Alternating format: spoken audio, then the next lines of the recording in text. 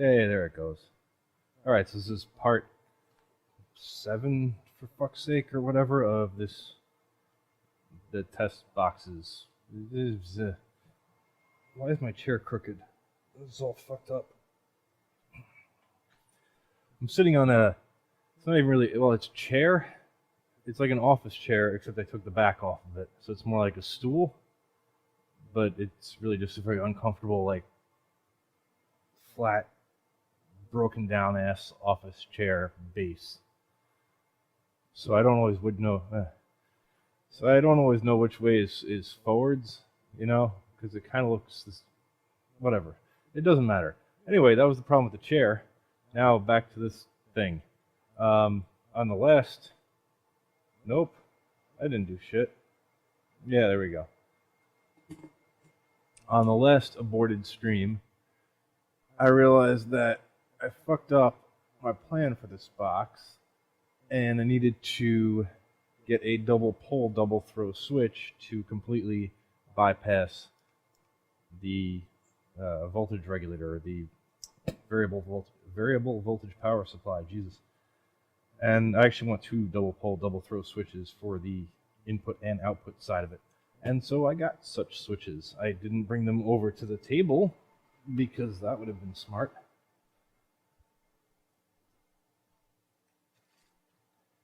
And I got these off Amazon because these are like Chinese made. I don't want to call them fakes because I don't know if they're actually a copy of an existing switch specifically. But I did look up similar switches on DigiKey, and they cost like $15-20 a piece. And these are, I think, about $12 for a 3-pack. So still relatively expensive switches, but they do feel well made, and like their action's pretty solid. So I got 2 packages. Obviously, I only need 2 switches, but I like to keep extra parts on hand, especially parts that I ended up liking for future projects.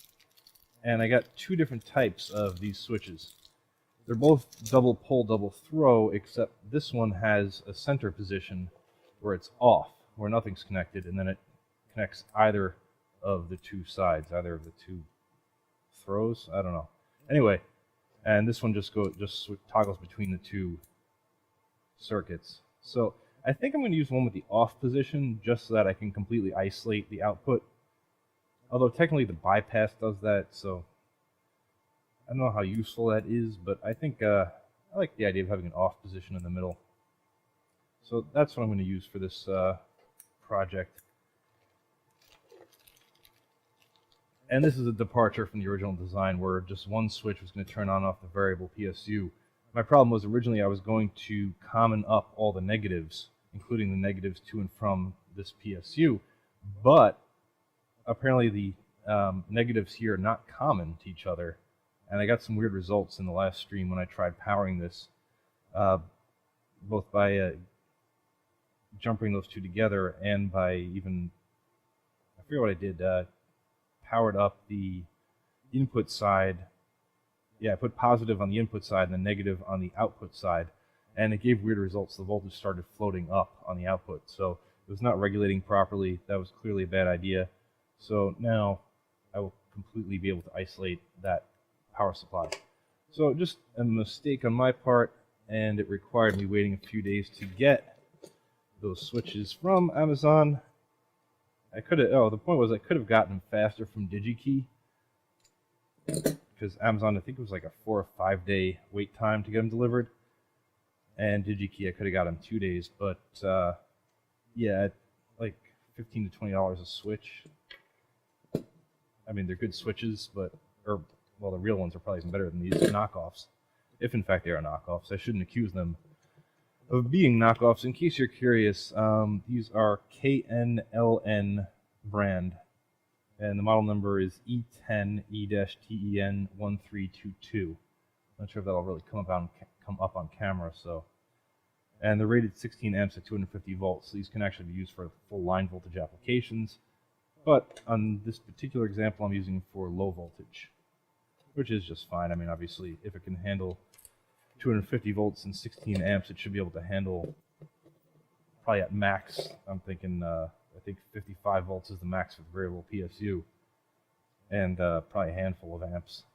I don't really plan on running a hell of a lot of amperage through this device, maybe on the order of 5 amps at most. So these will be more than enough to cope with that. Now that's their AC rating. Their DC rating is probably going to be a little lower, but again, well within the margin of error for what I'm doing. Anyway, let me get these two existing double pole single throw switches out of the way. And I only took one of these out of the bag, which is dumb. Let me get another one. And these switches are all physically identical. Identical brand name, I think. Yeah, just the model number is different. On the double pole single throw, it's E-TEN1221.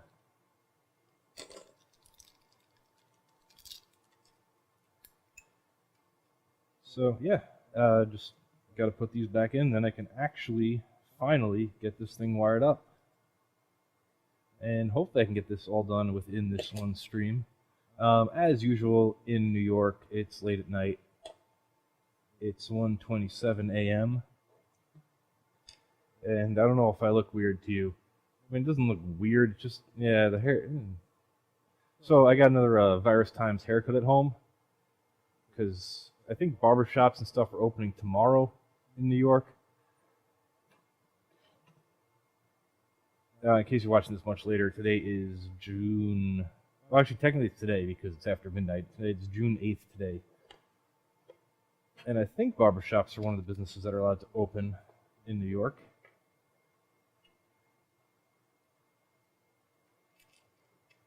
So I could have waited till tomorrow and then gone out and theoretically got a haircut. But I'm wagering that since no one in New York, or at least no one in my area of New York, maybe upstate it might be different, but no one's got a professional haircut. Does this nut not fit on this switch? Oh, or am I just cross-threading it like an idiot? I am probably cross-threading it. Since no one in my area has got a haircut since March 16th when they shut everything down, people are probably going to go out... There we go, that one's a little better.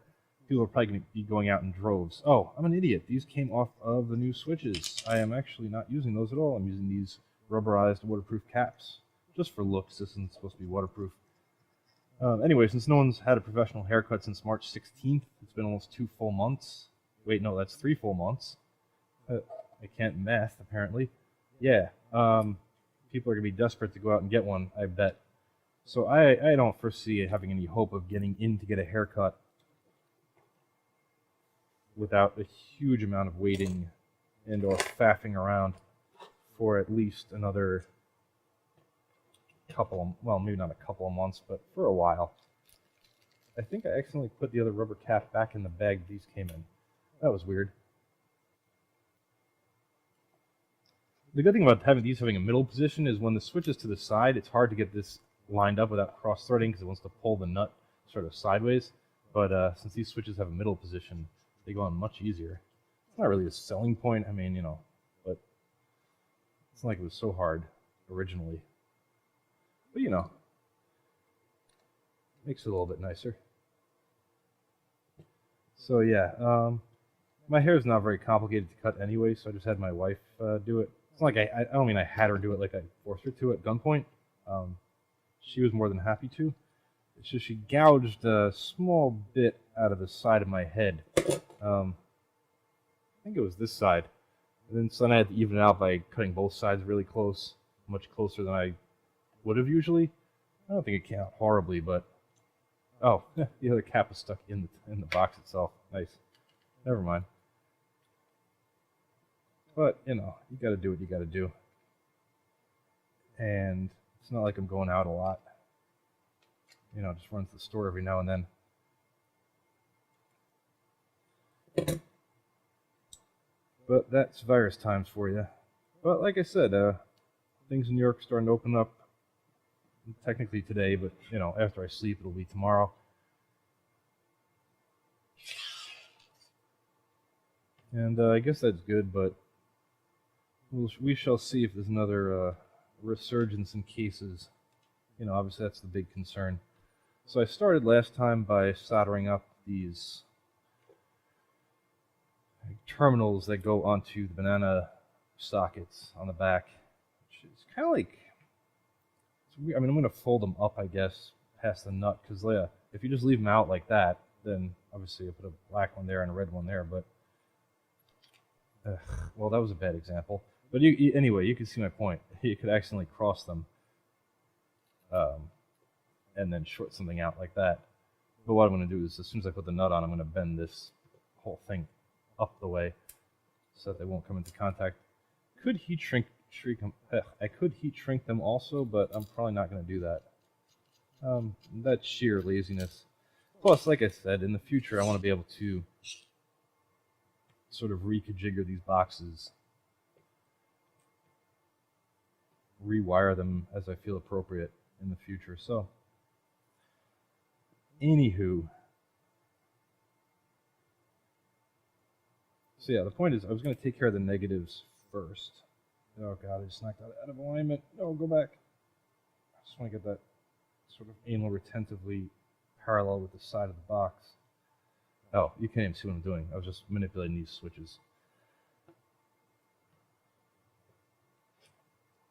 Okay, so this banana socket can get commoned with that because those are both for the power input. This is like an either-or scenario. And then from there it has to go into the switch in order to select whether the negative is going to the variable PSU or directly to the output, since apparently it can't be both. Boo.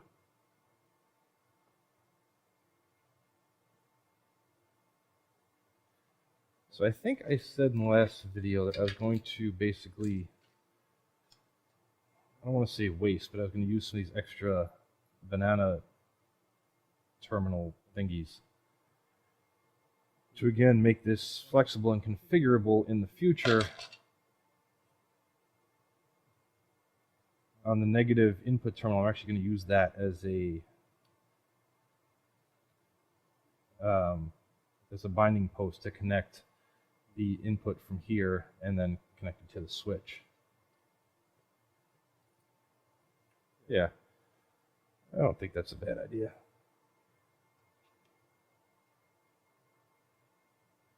And then the other side, I'm going to need output from the switch and output to there. Actually, this one's already pretty long. Let me just use that one. I haven't so much planned this as I'm sort of like thinking about it as I go, so you have to bear with me.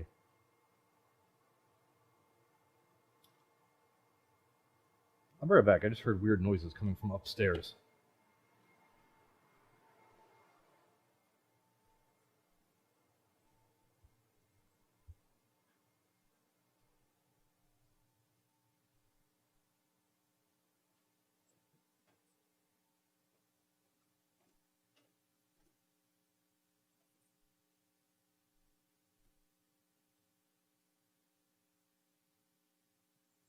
What the fuck could that have been?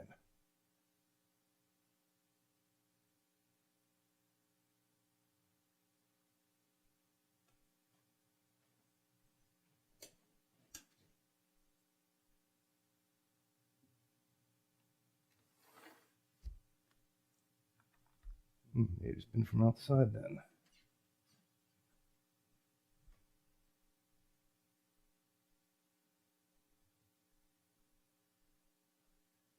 Alright, never mind.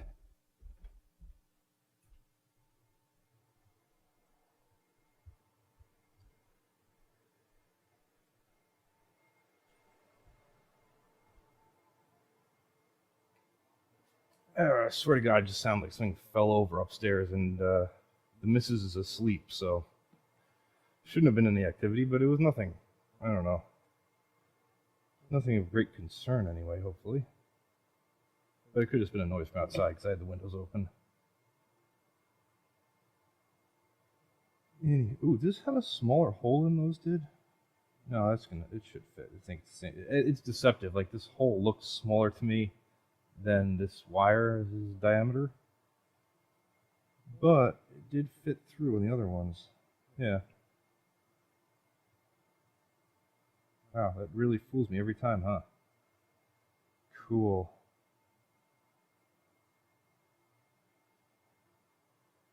Oh, kind of got that off camera. Just trying to twist it together a little bit nicely, but that's fine. Get a good mechanical connection.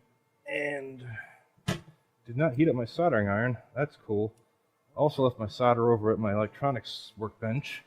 That's cool too. One day I will get these live streams down so they run smoothly. And actually have everything in place before I need it. But today is not that day. Or night. Well, morning, technically. Whatever.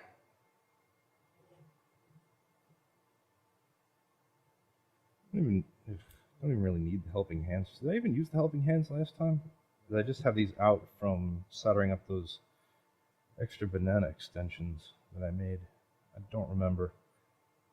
Honestly, it's like time passes and I have no idea. Oh god, the soldering iron is not even turning on. You know why? Because I have some weird GFI, ground fault interrupter, ground fault circuit interrupter, if you want to put the C in there. And it keeps cutting out, and I don't know why. Like, you'd think maybe it's because something plugged into it has current leaking to ground, because that would be its job, to trip when that happens, but I think it's just faulty, because it's just sitting there, and sometimes it trips, and when I'm not paying attention, well, not that I'm not paying attention, when I'm not even in the room, and then it turns back on. I don't know. I mean, it doesn't turn back on. It turns back on when I press the reset button, but it doesn't appear to be there doesn't appear to be any fault. So, who the fuck knows? Anyway, my soldering iron was plugged into that, and so it did not heat up this whole time. But it is heating now, and we're starting to get back into shape here.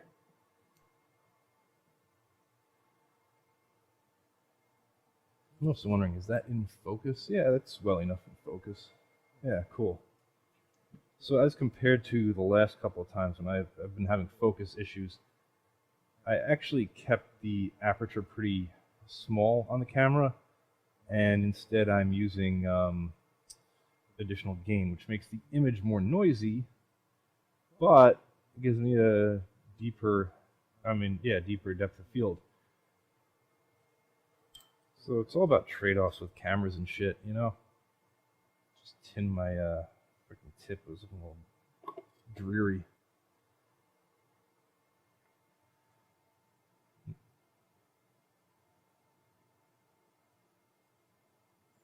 I don't know if this actually heated up all that well. Nope. Just get a little more of a solder bridge on here. There we go.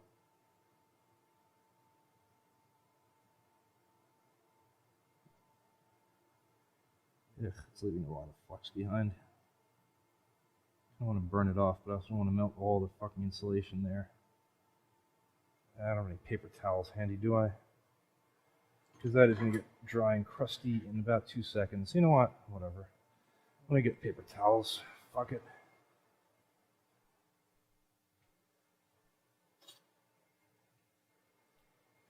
Like I said, one day I'll be prepared.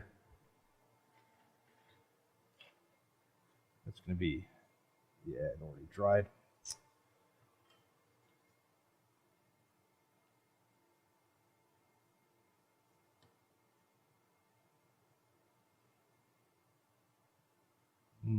That's pretty hot.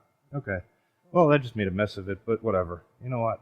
It's not, flux isn't actually on the conductive part that I need to couple to knuckle to. I tried saying connect and couple at the same time. I'm not even putting enough solder on there, realistically. No, I mean, it's enough, but I could definitely dump this. This wire really soaks up the solder. I'm pretty sure, yeah, wicked decently far up the wire, actually. Oh, Lord. I don't know why I said Lord.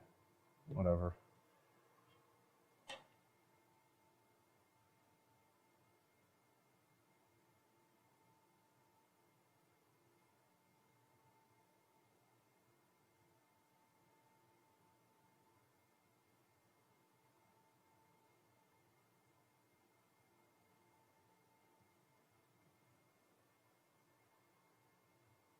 There we go. Much better. Yeah, it looks a hell of a lot nicer and will definitely be a better joint for it. Not so much on that side, but... Alright, cool.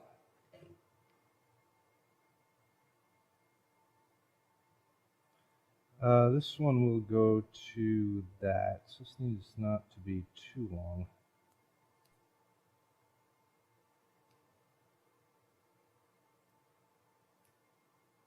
Okay. So I'm kind of going to do this bit by bit. I could prepare all my wires first, but I feel like making some progress here. Now this is 14 gauge wire because I want to be able to handle a decent amount of amperage. Will it fit through the hole on this connector? I kind of doubt it. No, I'm going to take a few strands out.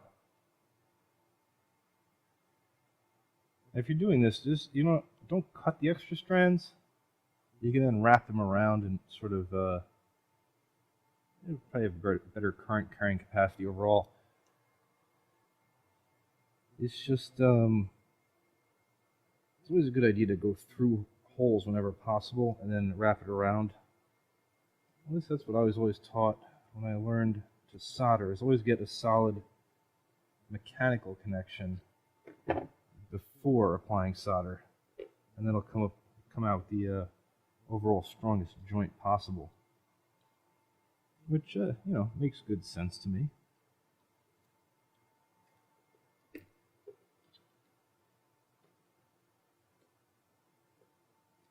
And then I wrap the extra strands that I didn't put through the hole around the post. Well, it's kind of hard to see there, but trust me, that's what I've done.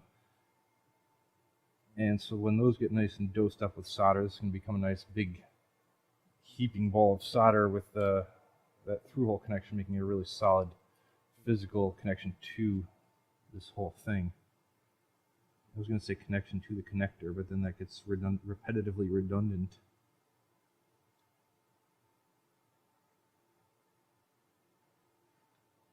Yeah, this wire does soak up a lot of solder, though.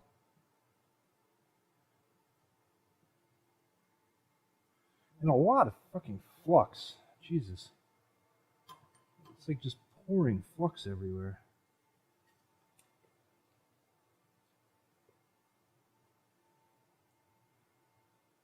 No. Not exactly the neatest joint, but it's got a good amount of solder on the actual connector. It's just the strands on the very outside didn't quite get saturated, but I also don't want to hold heat on there for too long because this is a fairly cheap barrel plug connector and it will melt. From my experience, yeah, and like this wire really wicks up a lot of solder. Like I can't even bend it there. Oh, what the fuck? Well, that doesn't look right, does it? It bent like a garden hose. I've never seen wire wick up solder quite that ferociously. This stuff continuity, it feels like it broke all the strands off where that bent.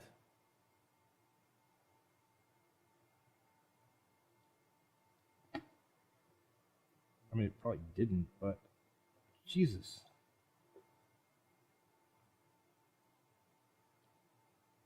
That's horrible. I don't like that at all. I am going to redo that.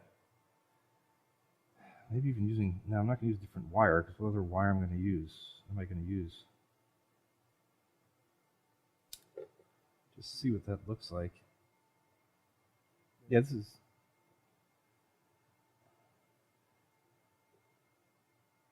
Yeah, it didn't quite wick up that far. I think this is still long enough to salvage, although...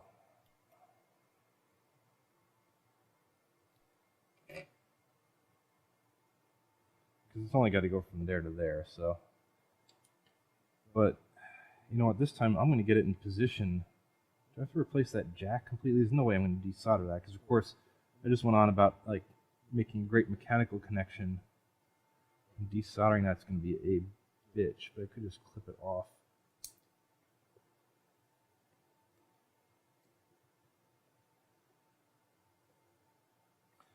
You know what, I got extras of these jacks.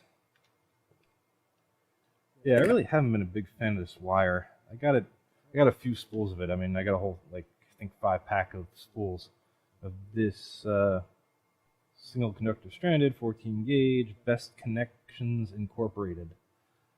It's okay. I mean, I don't have a huge problem with it. It's just, like I said, it really sucks up solder. Which isn't like it's faulty. I mean, it's just... This is probably the... Actually, it should be a compliment to it, I guess, because the insulation is probably pretty high temperature. I mean, it wasn't melting down very much or burning. It's probably the insulation's remaining nice and rigid.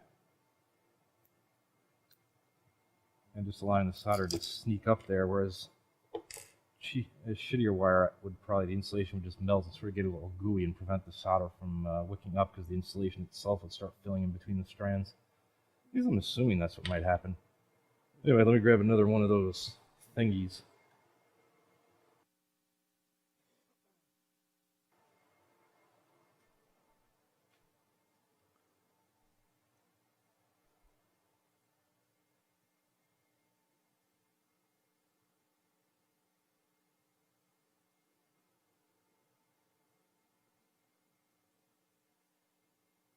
Barrel power jacks, there we go. Okay.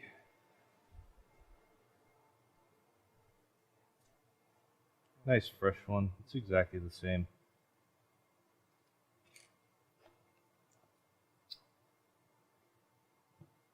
Sort of orient it nicely.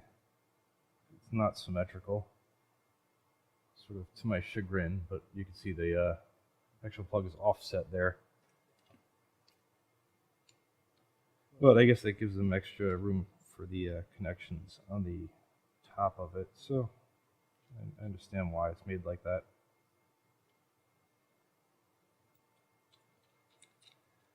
And these are cheap. I got them a long time ago. I think I got them for the motion control slider project for that box that I built for that.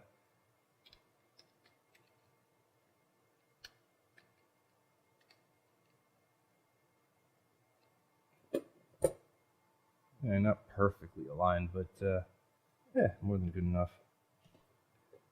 Alright, so this time, and let me separate these strands. I'm just going to try to do this somewhat, well, not elegantly. Elegantly is the wrong word, because it's not going to be elegant. Competently is maybe that's too much to hope for, too. I don't know. Of course, maybe I got too many strands or didn't twist them tightly enough. I don't know. No one's watching this, thank God. At least no one's watching it live. Nah, that's too many strands. It's not going to go in. Use the other set that I have off to the side here. So anyway, can I come in? Oh, come on. Now, I know what you're probably thinking. I could just tin these and then they wouldn't separate. They might go through better, but if I tin them, it's going to get just a little bit thicker. And probably all those strands aren't going to be able to pass through it. Okay, so let's get that wrapped around there. Get that sort of around there. And then while holding that in place,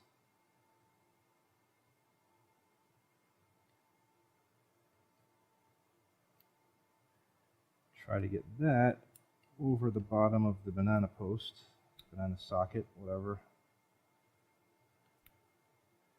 Oh crap, I bent that. Okay, there we go. Yeah, just kind of get it all in place first. This way, when the solder inevitably wicks up the wire, it will already be in the shape it needs to be, and I don't have to stress it out.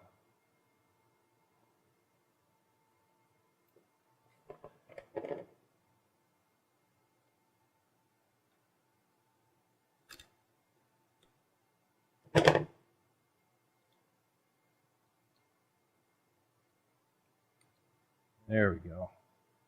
That's pretty good. Yeah, so now when the solder wicks up, this has probably just become like a solid piece of nigh unbendable wire, but that's fine.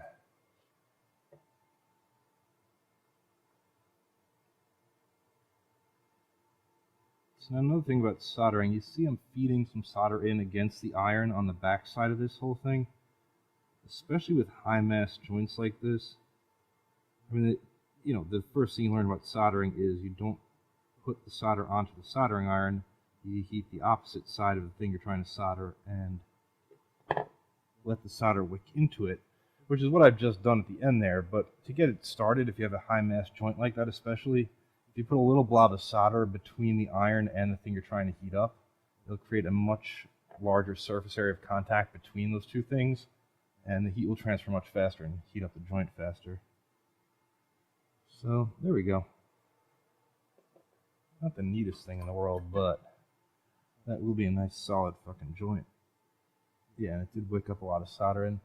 I was talking about the nice high temperature insulation, but it did split or widen out a little bit. But yeah, I could tell also just by feel that the solder did wick up. I think the solder from this side and that side met each other, met itself.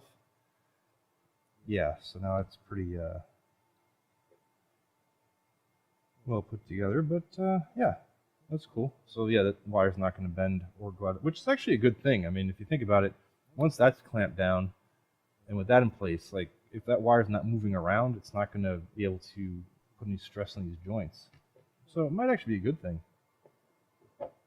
Look at it that way. Okay, the other end of this banana post, the input side, is going to go to one of these two switches. I think this one will control the input of this, and this one will control the output of that. Although, yeah, because I mean the lines I drew on here kind of don't make sense if I do this, but that's the way it's kind of going to have to be now. But yeah, that'll be the input side. Maybe I'll just scrape those off. Could relabel the whole thing, but this is all sort of like an elaborate prototype anyway for my own personal use, so it's not like I'm trying to make this perfect for sale or anything.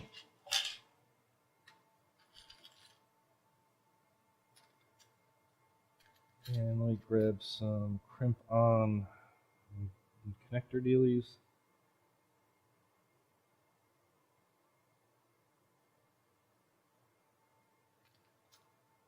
That's not right. There we go. So I'm going to use... Oh, that's not it either. I need a spade connector. Wow.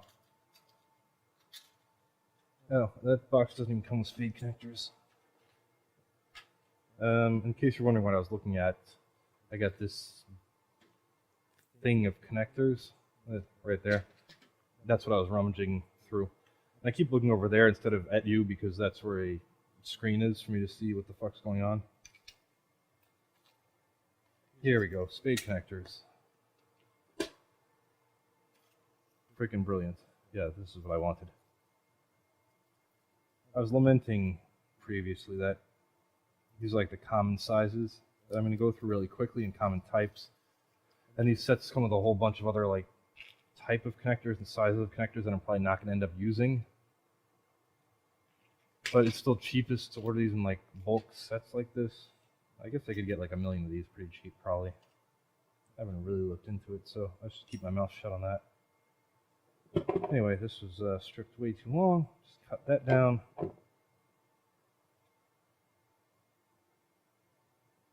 Stick that in there. Get me crimpers.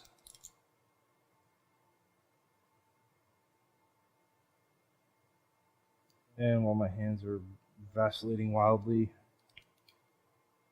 crimp that on there.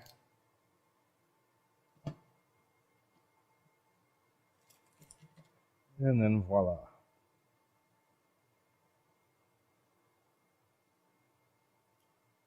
This seems huge. Well, that's not good. See, okay, so the blue ones are bigger than the red ones. I didn't think they were that much bigger, though. Do I not have any more red ones? See, yeah, I'm very low on these red ones. The red ones, though, I don't think will support the appropriate wire gauge. I think these are meant to go to... Actually, is this 16 to 14? I don't know. Whatever. Let me see if I can cram the wire into there, because these are going to fit over these screw terminals, and these are really too wide for that. Fuck.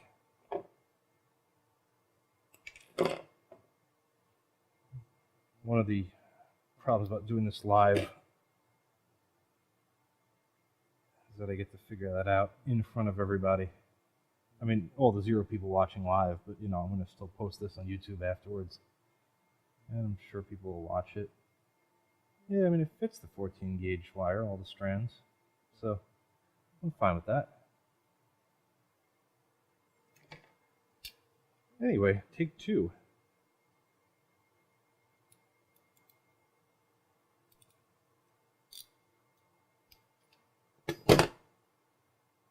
That's nice and solid. Great.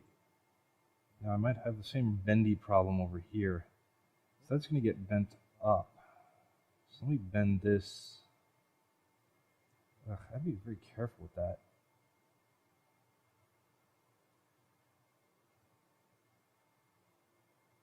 So it's going to go there, and then that's going to get bent up. Yeah, that should be fine. And screwdriver. This isn't quite the screwdriver I wanted, but it'll do the trick. Yeah, it will do the trick.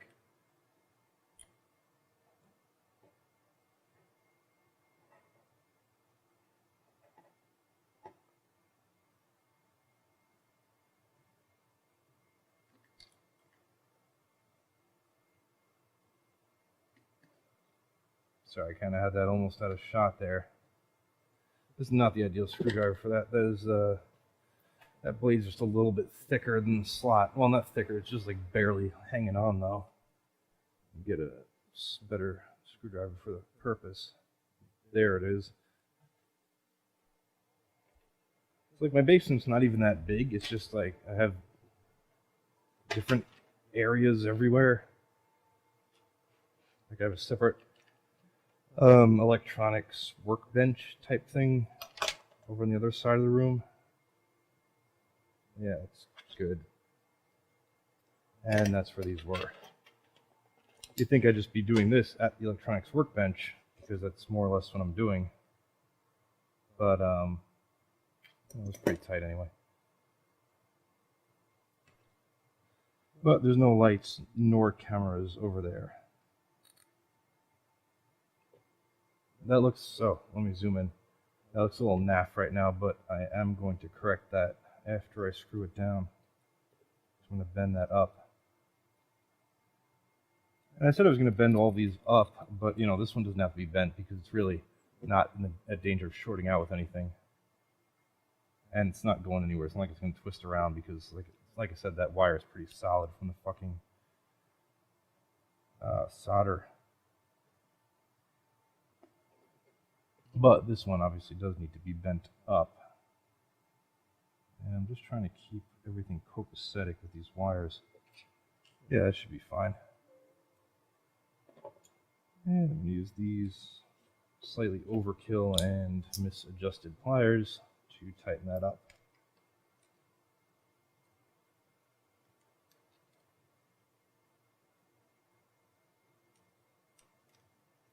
Not really the ideal tool for the job.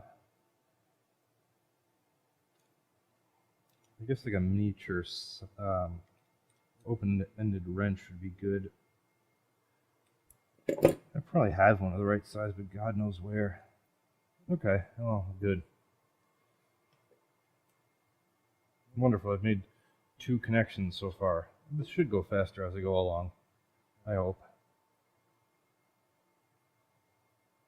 Alright, anyway, so then we want to run from one of those switches to the negative input on the variable voltage power supply, which is pretty short run. I think this should be variable voltage power supply because it's pointing towards it, and then this should be not, right? That would make sense.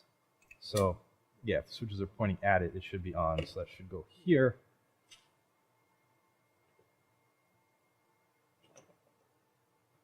cut that about that long. Those are not wire strippers. These are wire strippers.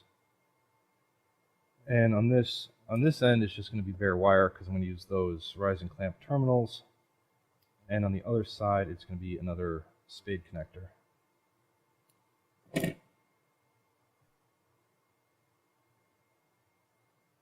And I got to get this twist nice and neat because if I don't, if I'm moving a little bit sloppy, it's not going to fit into the ass end of this connector. There we go. Lovely.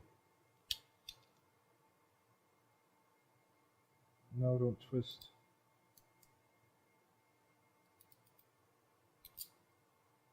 And these do require a decent amount of force because it's got to crush all that insulation as well. But it does make a nice solid connection when all is said and done. Now for this thing, the input and outputs are labeled down in there where you can't really see them. I mean, I can barely see them. The camera certainly doesn't have a good angle, so you'll have to just believe me. And, well, we'll both have to hope that I'm right in connecting them to the terminals I do connect them to.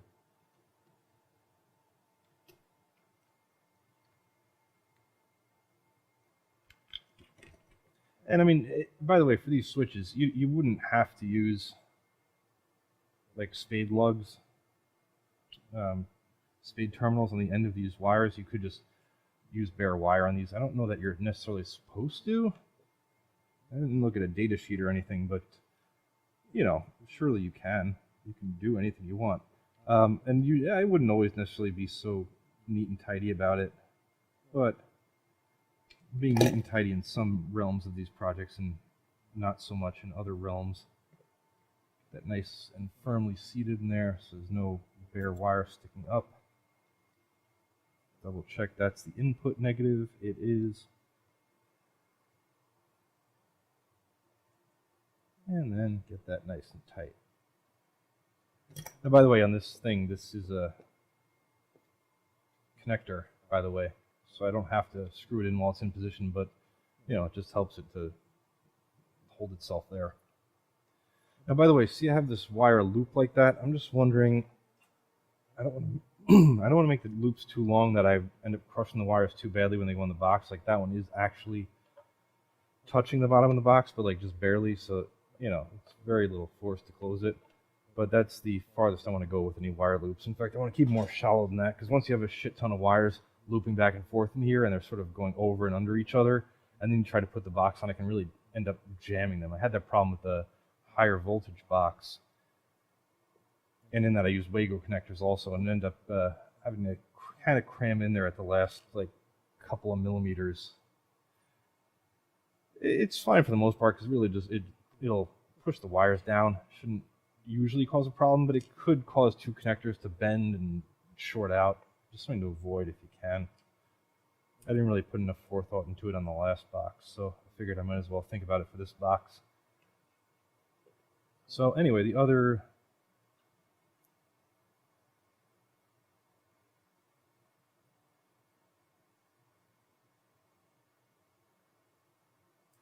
negative connection is going to go straight to the output, because if the variable voltage power supply is off, we want it to just connect the negative to negatives all the way around. So all of these black terminals, well, or the negative on this terminal and these two black terminals are all connected together.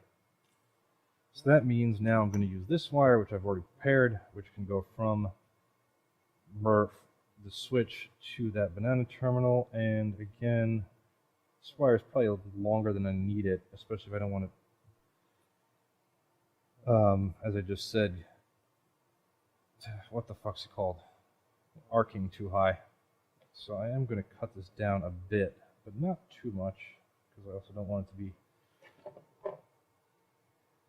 I mean, it's like I guess a balanced strike, because you don't want it pulling tautly, and you don't want it to be difficult to get other wires in and around it. But at the same time, you don't want to crush it when you close the box up. So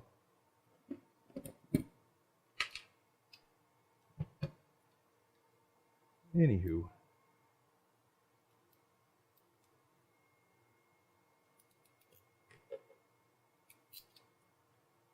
That should be good.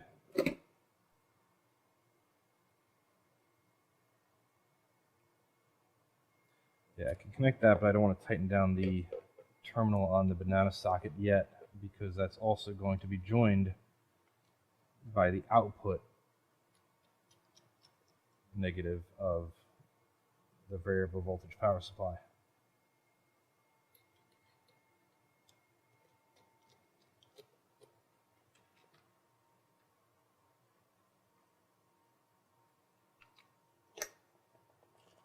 Okay, I think I'm going to go under this wire.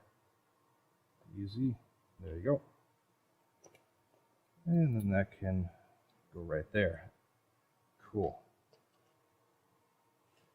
And now I might as well do the output side of the power supply.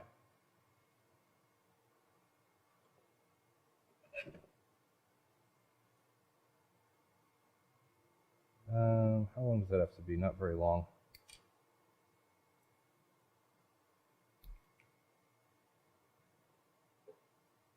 It could be shorter than that, actually.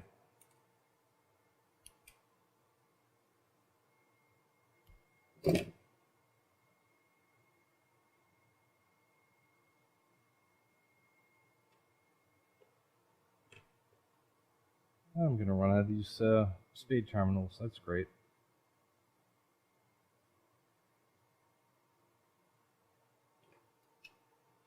Spade connectors, whatever. What to do? Should I just go along without them? I might have another set somewhere.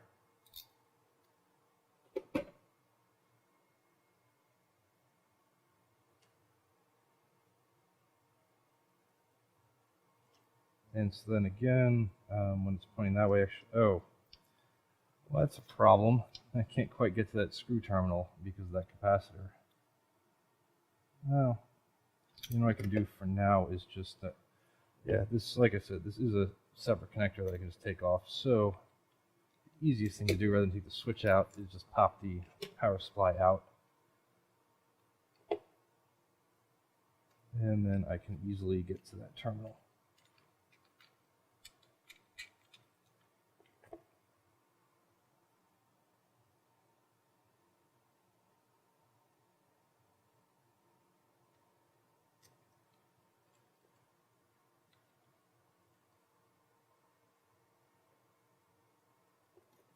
There we go.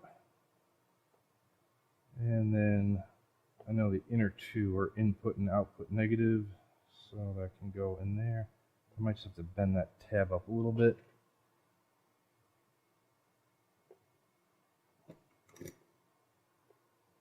I guess I could tin these wires. You know what, maybe I should.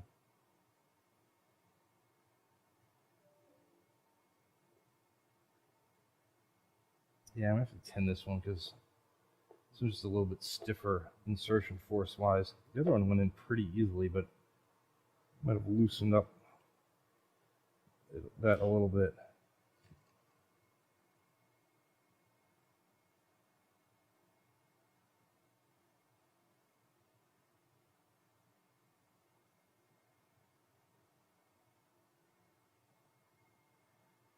Yeah, just lightly tin it. Let's stiffen it up a little bit. Should be enough. Of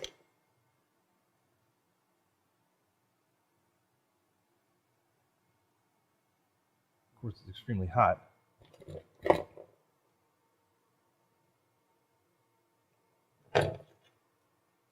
that need to be opened more widely? The screw is at like the same.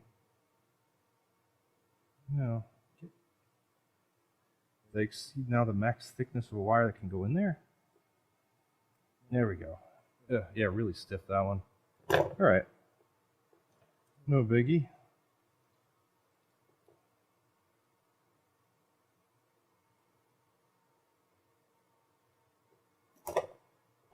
Nice. All right. And then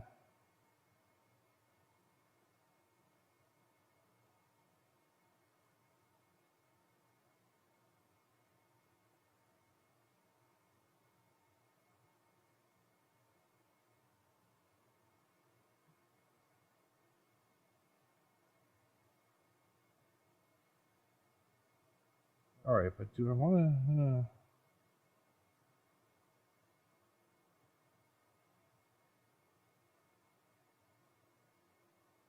Oh, you know what? I actually could use a single throw switch for that one.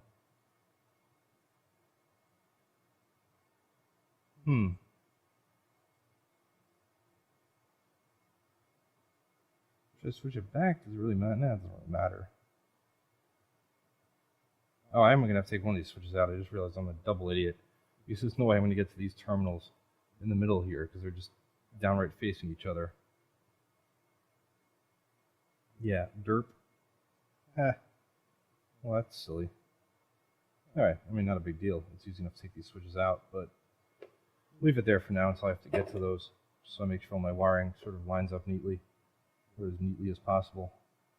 But yeah, this could have been a double throw switch anyway. I mean, a single throw switch. Because really all it has to do is turn on and off the output from that box to those other terminals, but they'll come from there. You know what? Yeah, since I'm going to have to take it out eventually anyway, let me swap that back for a single throw switch. You'll see why shortly. Yes, well, I only have one connection on it.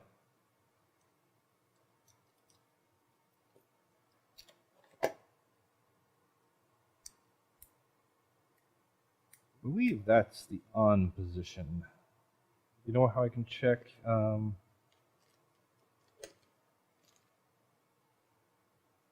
Yeah, this is the double throw. Oh, I already put them away.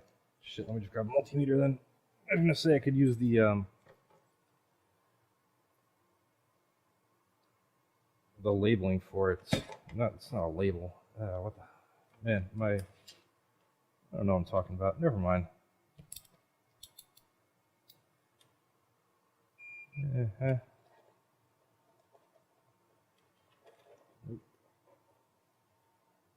Okay, that's off, and that's on. Okay.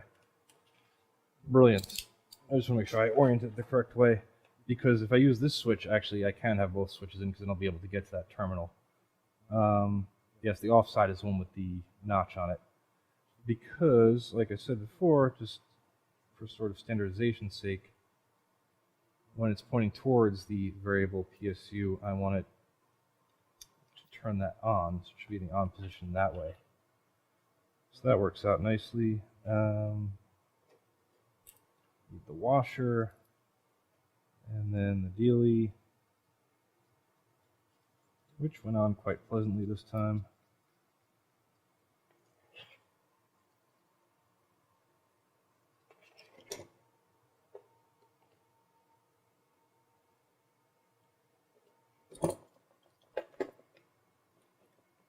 And then square that up.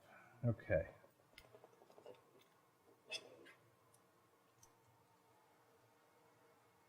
Yeah, because now I'll be able to get over that switch to that terminal.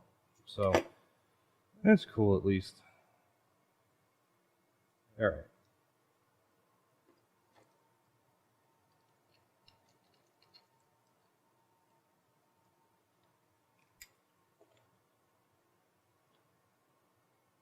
Oop, should have kept that in the shop, but all I did was tighten down that screw. Cool, that's going to go like that. And I'm still going to need to keep the variable voltage PSU out, because I got to get to that screw also, but then I can put it back in.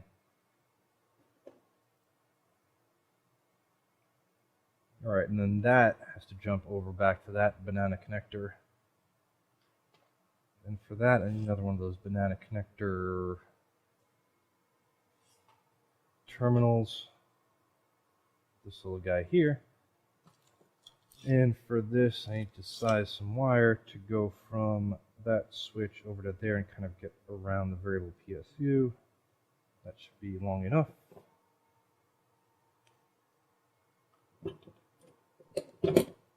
And then one side is going to have a spade connector, which I don't have enough of probably, and the other side is going to have the banana connector dealie.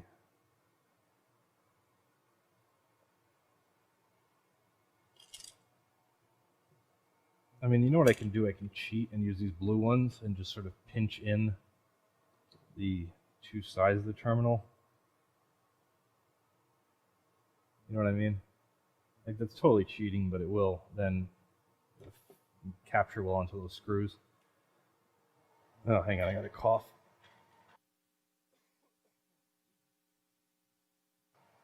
Hopefully I muted that.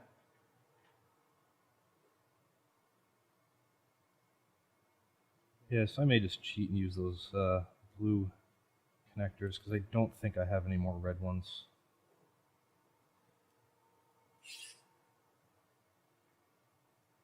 And I will order more. I just don't, because, oh, come on, why do you not want to fit this time? It's got like 2 strands that don't want to fit.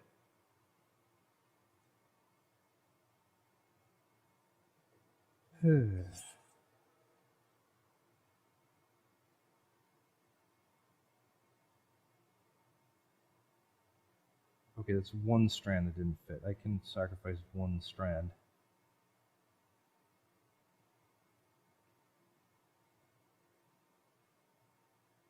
Yeah, well enough. I'll wrap that 1 strand around it anyway. Oh, that was all out of shot. Anyway, there we go.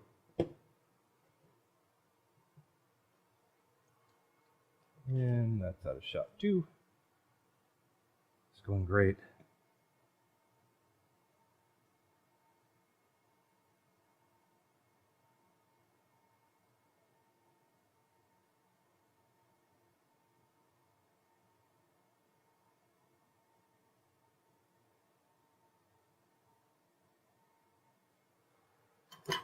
Oh, where did my paper towel go?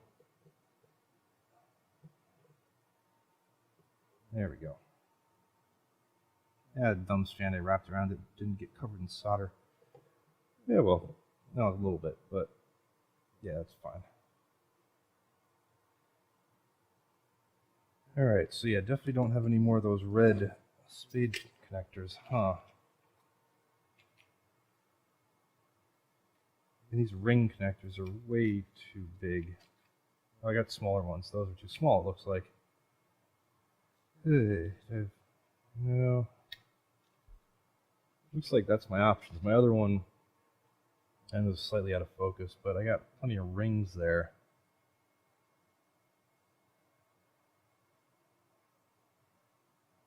Yeah, I'm just going to use the blue ones and fudge with them. That's what I'm going to do. I wish I had one more red one, though, for like that last negative. Although in theory I should use the blue ones for the negative and the red ones for the positives, but I definitely would have run out of red ones anyway, so. I mean, it's the color of the wire that's indicating its purpose, not the color of the connector, but it's just going to look a little foolish having one blue one on one of the negatives, and then the rest of the positives are going to have blue ones. But again, the coloring on these has to do with size, not so much purpose, like whether it's positive or negative or anything.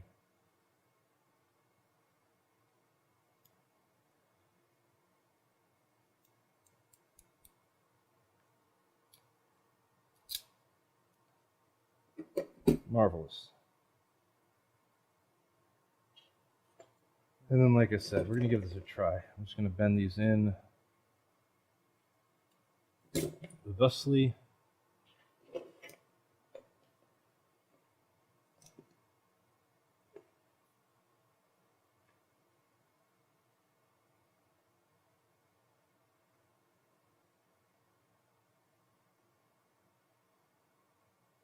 Yeah. Yeah, that should be fine. You know what? If it doesn't work, it doesn't work. I have to take that screw out a little extra because now the connector's not perfectly flat. Oh yeah, no, that's fine. That's capturing it nicely. Kind of bending the 2 tines out a little bit, but that's fine. It's not going to affect the actual connection. Oh, did that a shot. Just tighten that up. Okay, and then this will run, I guess I'll sort of run it around. If it'll reach through there. Yeah. actually. This is not going, like, neatness is not generally one of my objectives. So there we go. Then I can put a note on that.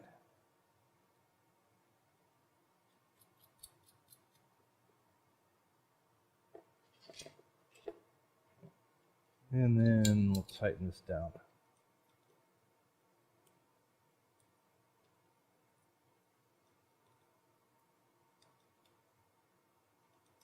Again, using the potentially suboptimal tool, but it does work. And then bend these up and out of the way of that red connector.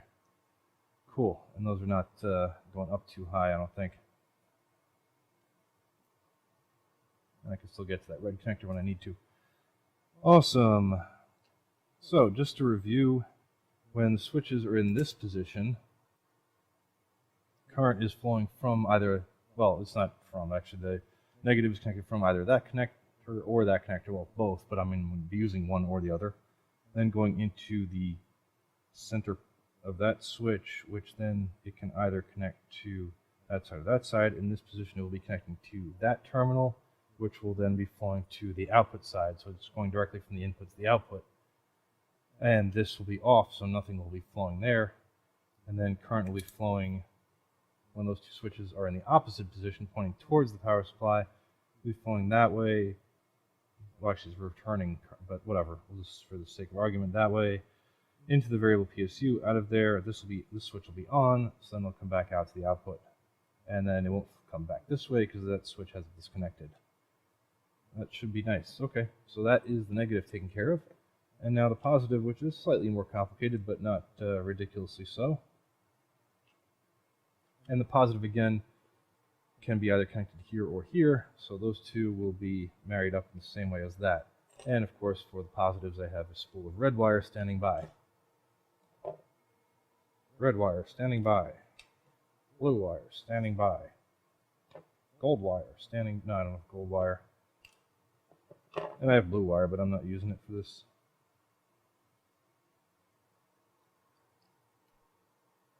Okay, why did that strip perfectly on that hole with the black wire, but not so much with the red wire? And that nicked conductors, or nicked strands, I should say, which are conductors, whatever. Just talk to myself here.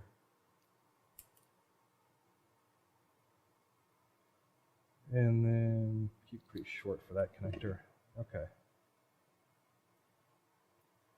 So this needs to be banana plug on one side. I'm gonna, I think, run out of the, no, because I have tons of those. I'm gonna run out of the ones I have handy right here, but yeah, I got a couple more in this box. This box right here. Yeah, Christ, they're really hard to get out of this box though, when they're flat against the cardboard. There we go. And grab another one out of here. Wonderful. Got some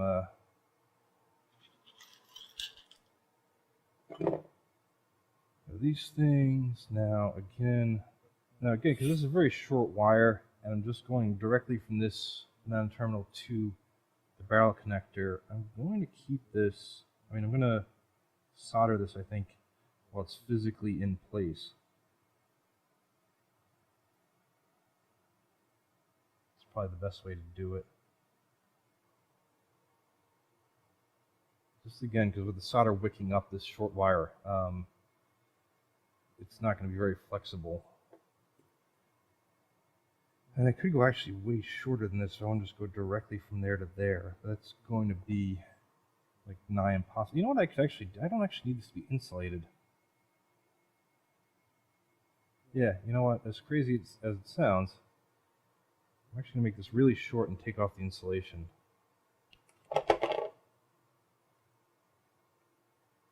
Just as I pull the insulation off, twist it. I'm going to need to untwist the very end, because as we saw before, let me actually get a little bit of solder on this. At least now I can see it wicking up. Yeah, let me get a little bit of solder on that just so it doesn't pull out or move around as I'm messing with this whole thing.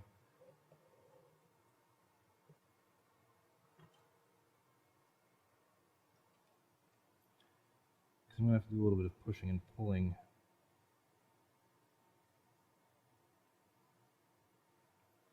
That's good. I don't want to get too hot either, so I can handle it. I'm going to add some more solder to that. Yep, that is plenty hot.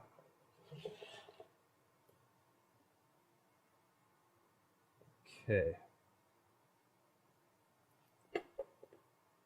So what I'm going to do is I'm going to try to go directly from there right to those two connection points.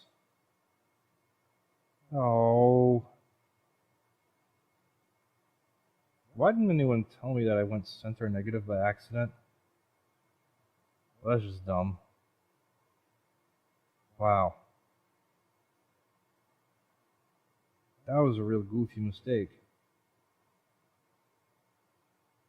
I don't know why I so confidently connected that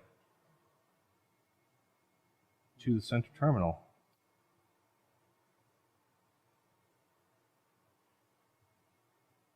Well, that was dumb. Hey, okay. Not a huge deal. I've wasted another one of these connectors, though. Well, I guess technically I don't have to waste that connector. As crazy as this is going to be,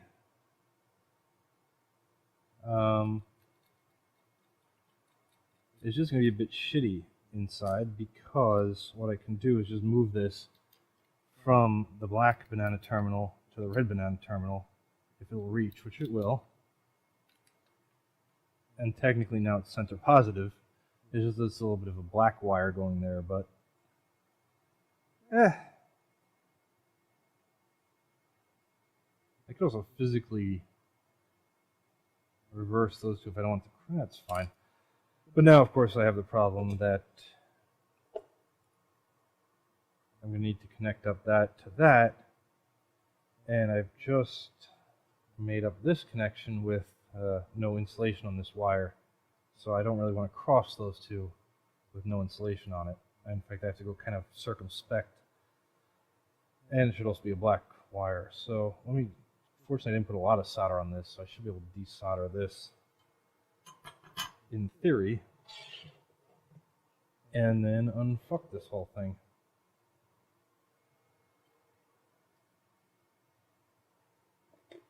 Man, this is going poorly. So let me just cut it before, then just push out the little... Actually, can I separate that? No.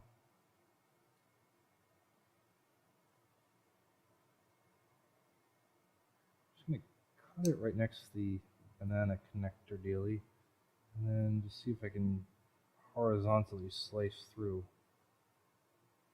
those strands. Oh, actually it did kind of bend nicely. Yeah.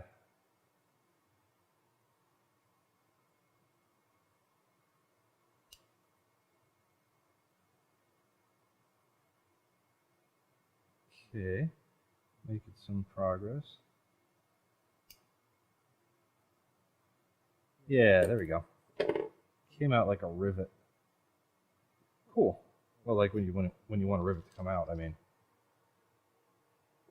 Alright, a pretty short piece of wire. I'm actually going to go a little longer than I might otherwise have, because I'm going to want this connector pointing, coming up, instead of then it looping back down to keep it well away from the positive.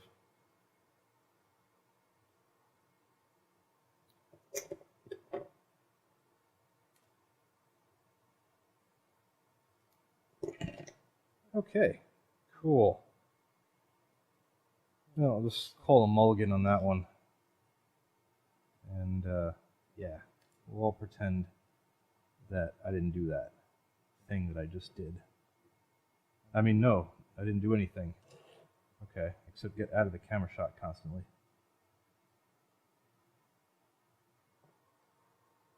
Okay, cool.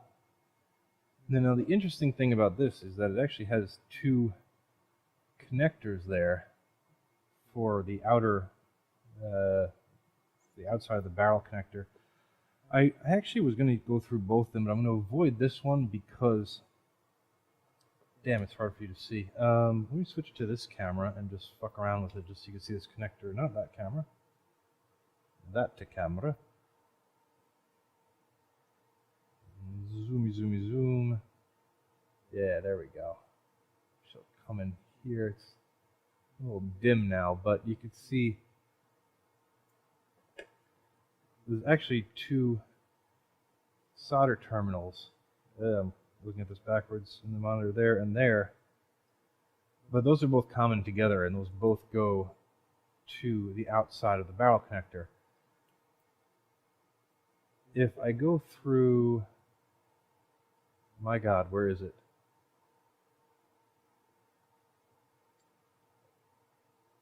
How am I suddenly not in focus? There we go, in focus. Okay, if I go through this connector up here, you can see the wire is kind of just heading straight for the other polarity. So I'm just going to go through the other one, if that's clear, which I don't think that was clear. I don't think I explained that very well either, but whatever. My apologies. And again, I'm going to have to just branch off a few strands because there's really not that much room to work with in there. That hole is not very large at all.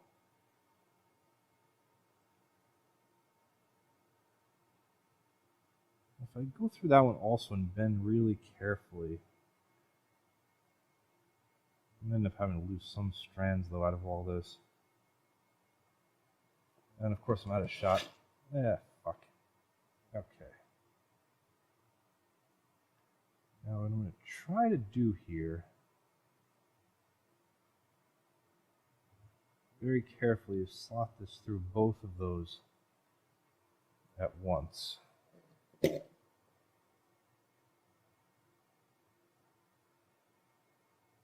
probably sounds easier than it is. So I kind of got that like a fork with just some strands on each tine. And I'm going to very carefully try to get in both of those terminals. Now that outer terminal is going to come so close though to the positive. I just don't like that at all. Yeah, I'm just going to go through that one.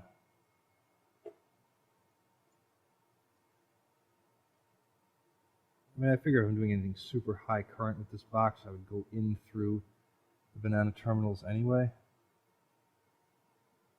This isn't a very high current carrying connector, the old CCC, as it is. Oh my God, completely out of shot. So I got those few strands that I was able to through there, and then these extra strands, which is the bulk of them, I'm going to try to neatly sort of wrap them around. Can't really fit my fingers in there too well. And of course, try not to, I can't really go too, yeah, I'm really close to the positive connector though. This is going to have to be done with some degree of care and alarm. Bend that out of the way a little bit, so that's cool. I think that's pretty good. Okay, and then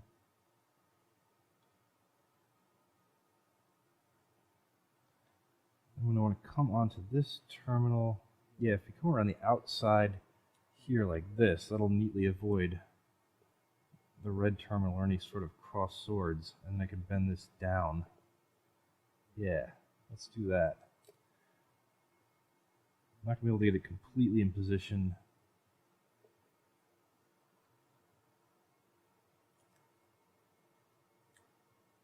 Ugh, it was a little messy in there, but I'm trying to keep, like I said, all these connections well clear of each other.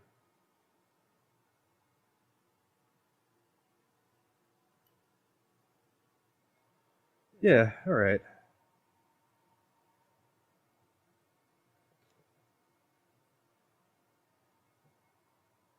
Now I know this wire is going to wick up tons of solder, so I'm kind of trying to keep it as in position as I can.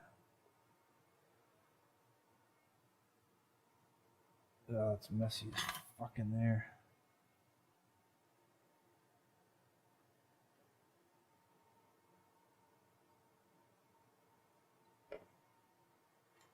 Okay, let's give this a shot.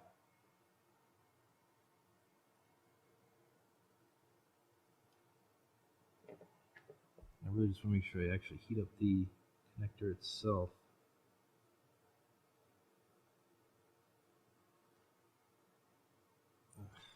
Frig.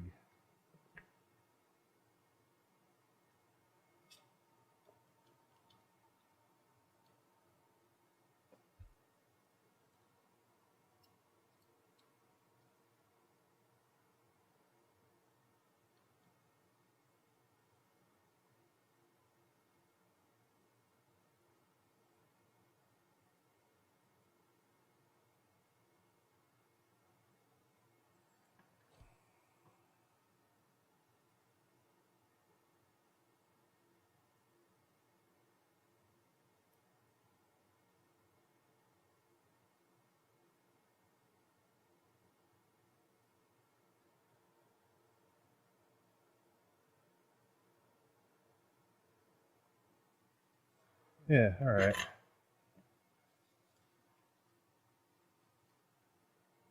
Yeah, it's not bad.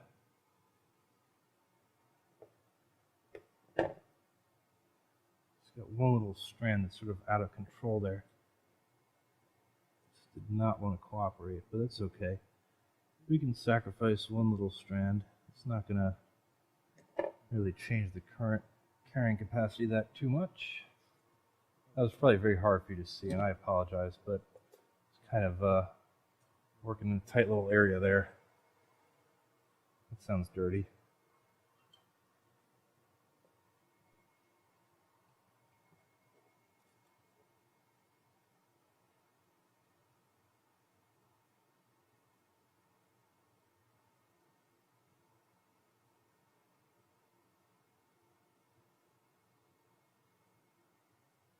There we go.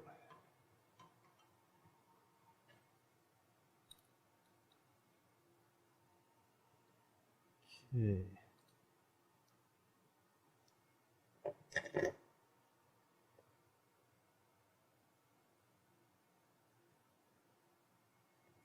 There we go. That's nicely out of the way. Shouldn't be seeing any short circuits between those two. Wonderful. And now I can restore this nut. And we're back in business. After just a brief stint of stupidity. Stupidity. Oh, gosh.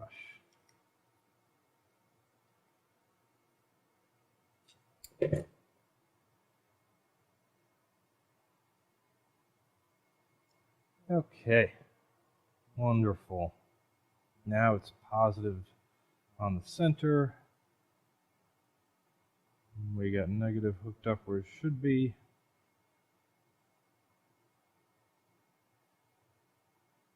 Very cool.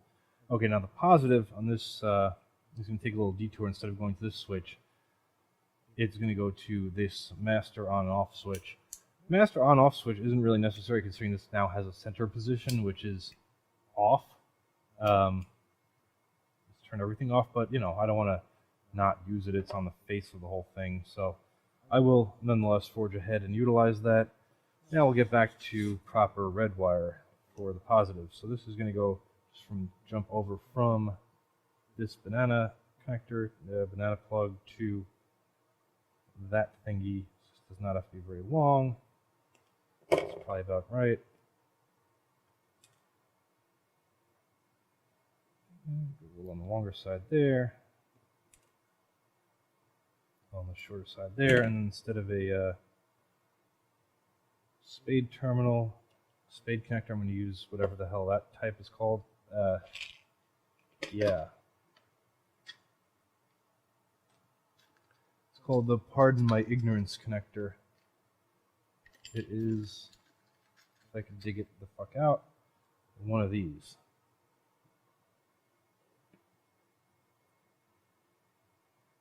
I think the red one will fit nicely on there, yeah. The blue one, again, will be a little too big, but technically appropriate for this wire gauge. I think is an intermediate wire gauge, like right between the two. 16 to 14, 12 to 10. Oh, I think this is like, yeah. I think the red's supposed to be 22 to 18 gauge. Whatever.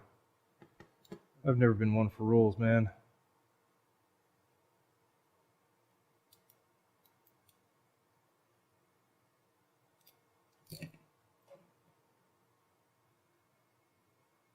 Ooh, stripped that a little too far.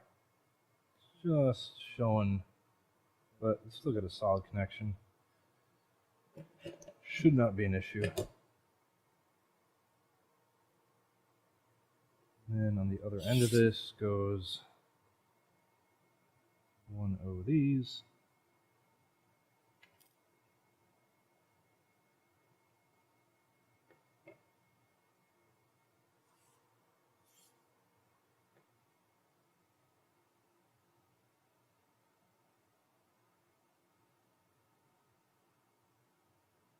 Man, I had such good luck the first couple of times. Okay, well, missed 2 strands. I think I'm okay with that.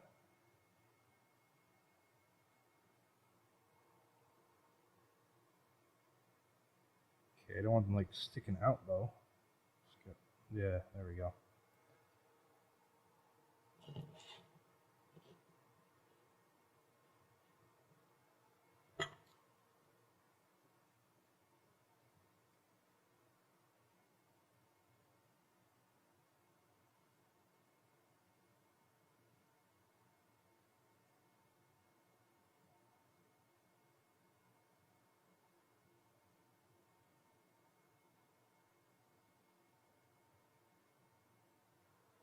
Okay.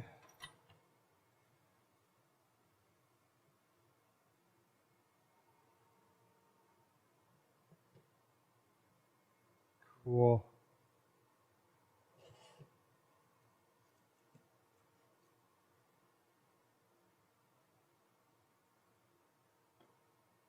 Yeah, it's relatively cool now. Okay. Oop. Out of shot.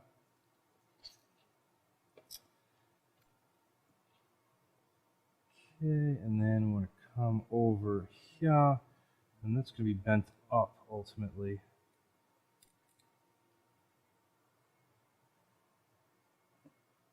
And I need a nut.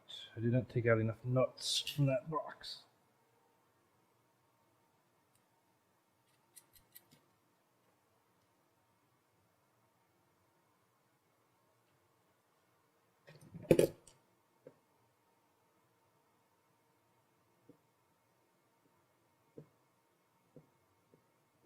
Get that as tight by hand as possible, just because this is a little awkward. Cool. Just bend that up, and there we go. Another lovely connection. Okay, then from the main power switch, we jump onto the center lug of this switch. So it can either go direct to the output side, well, direct to the output side there actually, or through the variable PSU first.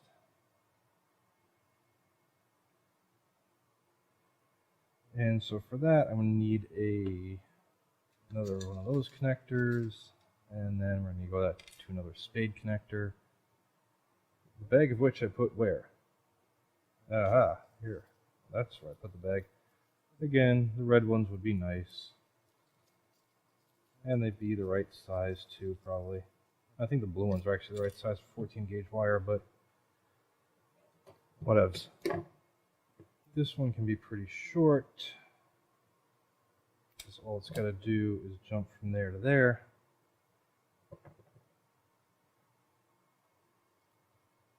That's probably too long, actually. I'm going to strip it too long. See, the black one stripped perfectly on that mark, and then this one does not. Slight variations between the two spools, I suspect.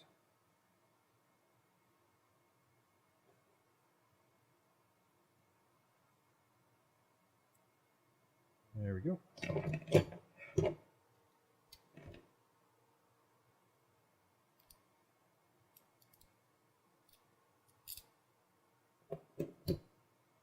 Okay, wonderful.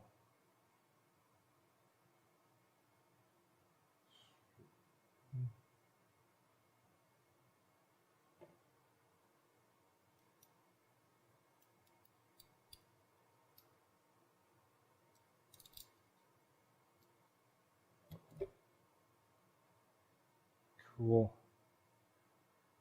Cool. Oh yeah, then I gotta pinch these ends together. Wonderful. Oops.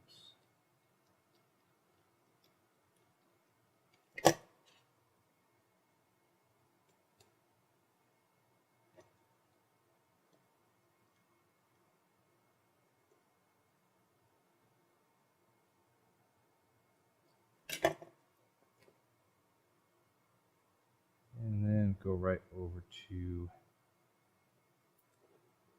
I want to pop the switch out from the back. Oh, it's kind of bent that way too. Oopsie. Get on there, you motherfucker. There we go. Okay, cool. Now I guess I might as well go from this terminal to the input of the variable PSU. Yeah, so for that, need about that much wire. That's going to sit there. Yeah, that'll be fine.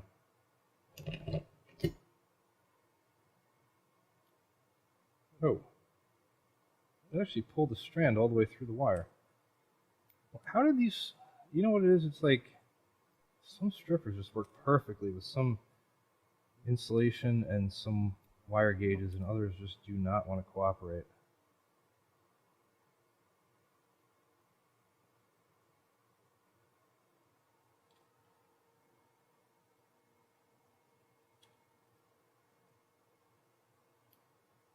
I mean, technically these wire strippers are really made for like building wiring, like Romex and stuff, or you know, THHN, THWN, that sort of shit. And this is rando Amazon wire, so whatevs. I guess I'll tin it. Just, well, let me see what the insertion force is like on that connector. But oh, is it labeled on here? No, it's not labeled on there. I need the actual variable PSU to see where I'm going with these. So this goes that way, and then the input is on this side.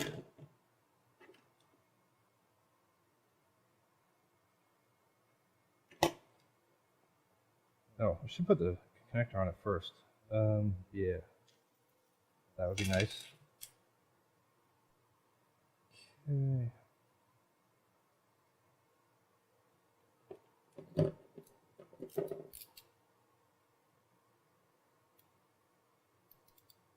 I know it's kind of out of focus when I do it up there, but that's okay.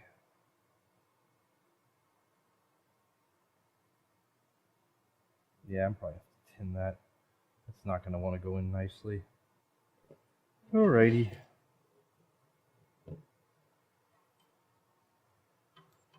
Not twisted very neatly either, is it?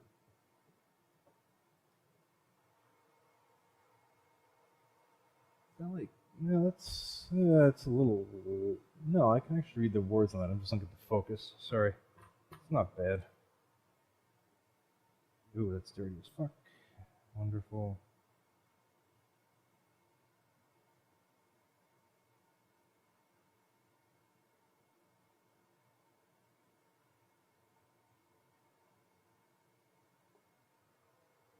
Mm-hmm. Okay.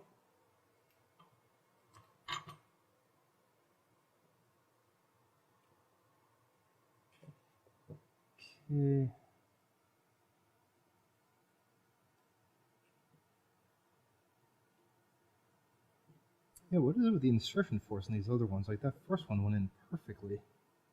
I know it's deeper than that too. Maybe I'm wrong. Pretty sure it's deeper than that.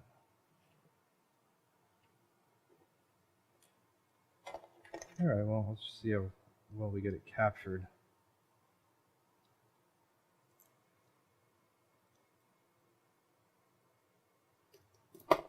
Yeah, that's fine. Okay, cool. Cool.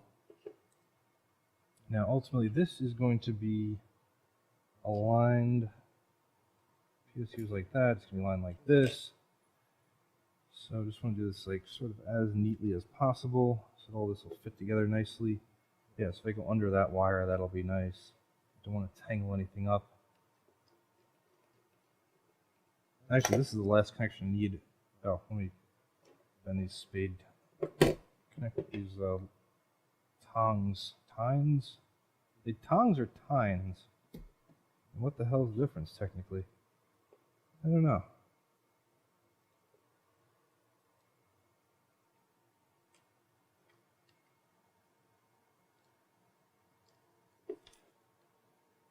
Get centered on there, you bitch.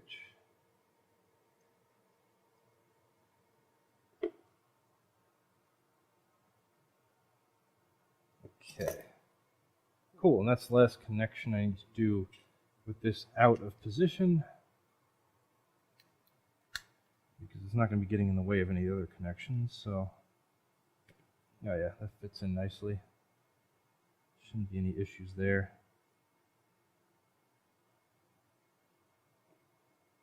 Alright. I guess I can do the output side of that next. Yeah, why not? I'm going to do the output of that one just for... Yeah, you know what? I'm going to do the output of the top switch first. It's no longer aligned. I got to tighten that up.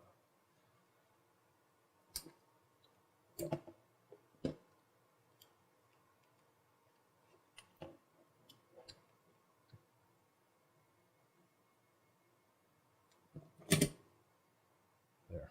Much better, I think. Okay.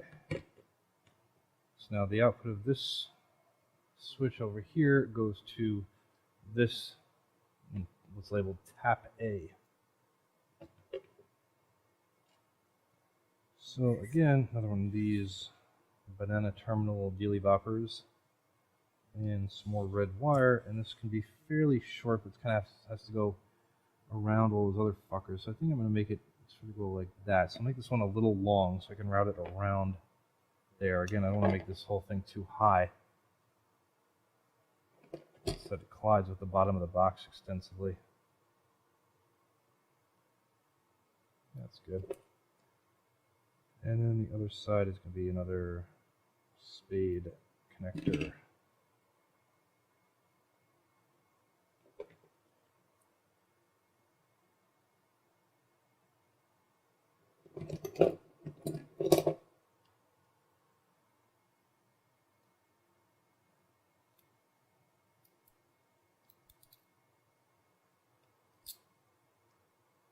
Hey, Doki.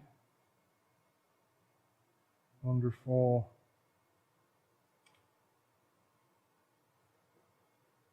Helping hands.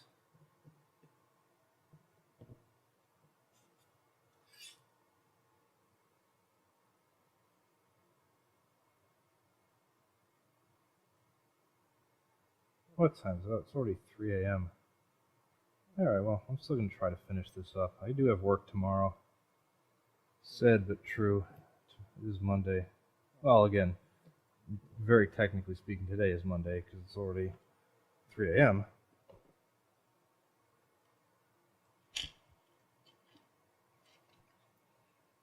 Why have I... Oh, God, why are you stuck? There we go. Whenever possible, I like to use my solder right out of the spool, so as not to waste any.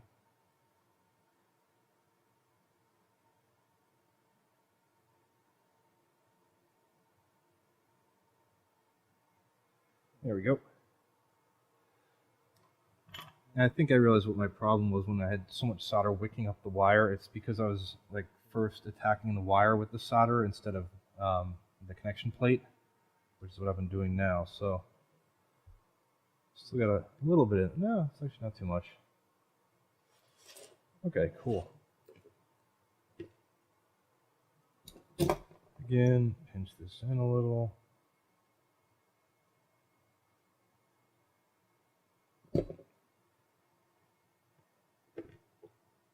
And again, I'm gonna route it around like the outside here, I think. Yeah, so what I'll do is I'll bend it down. Well, that's going to get it kind of close to that connection, so maybe not. Then only bend it up then. Yeah, bending it up is much safer. Then I can bolt that down right away, because there's nothing else that's going to be sharing this. Oh no, there is something else that's going to be sharing this connector. Duh. Yeah, for the other switch. Sherpa-derp. Okay. Because I kind of wanted to route this around, like sort of around there, not exactly like that, because that's shorting out right now, but maybe I should just go in right next to this red wire. Yeah, that's what I'll do. That's the way to go.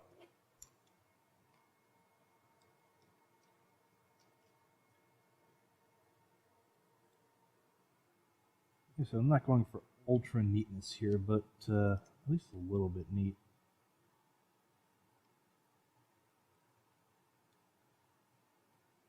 Oh, it gets, yeah, squishing these connectors is not ideal by any means. Definitely not recommended. It makes it harder to line it up so it's nice and centered on the screw, which is what I'm faffing about with right now. But hey, it's fine. It'll work. Kind of wrap that like that. It's, well, no, it'll actually come up like that. Yeah. I can't screw that down yet because the other side has to come out of the variable voltage power supply and go through this switch first. So I guess that's what I'll do now. So from the power supply to the switch can be a very short lead. That's about the length.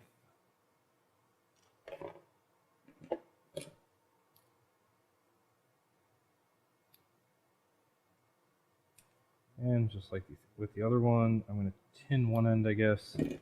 That seems to be the way to go. I don't know how I got lucky with the insertion force on that one. Although, you know what, just for the sake of argument, let me just check. No, this one's not so bad. It's a little bad. Okay. Fine, I'll tin it.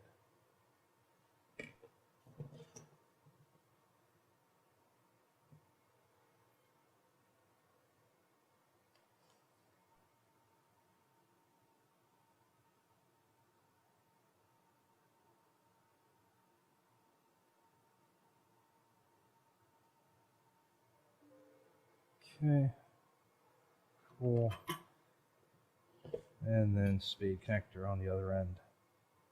Got to remember to get more spade connectors now because I am just about out of them.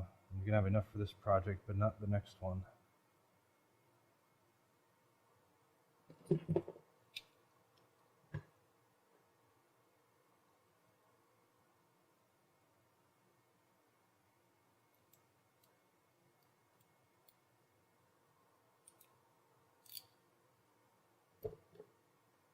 Okay, brilliant.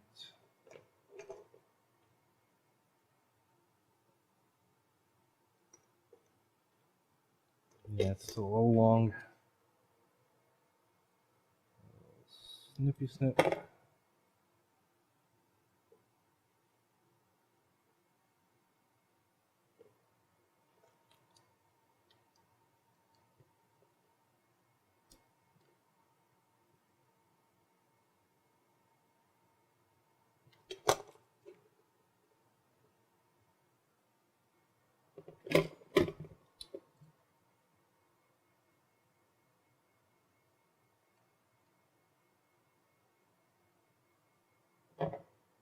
Okay. That's going straight to this terminal. I don't really have much to talk about tonight. Not that I ever really do. So I'm sorry for this kind of boring. I should just probably turn on like background music and just say fuck it. But I'm not really happy with the background music I do have queued up. See, the issue is, if I play music in the background of a video, I have to use license-free music. Or not necessarily license-free music. I mean, I can have a license as long as the license allows me to use the music on YouTube without paying for it. And, you know, not that I have anything against paying artists for their work. Obviously, that's not the case. What I mean is I don't, like, to pay for music, like, let's say I wanted to play, oh, who's popular now? Some REM in the background of this video. I would have to spend an enormous amount of money to get a license to play that music. An enormous amount of money in the case of a popular band. Well, I mean, REM's questionable popularity nowadays, but they'll always be popular to me. But even to play like some sort of like, you know, background elevator music type stuff, you know, obviously the artists that make that music, and well, some of them are questionably artists, they, you know, just pump out elevator music type shit for, you know, days and days on end, just to satisfy people who want background music for videos.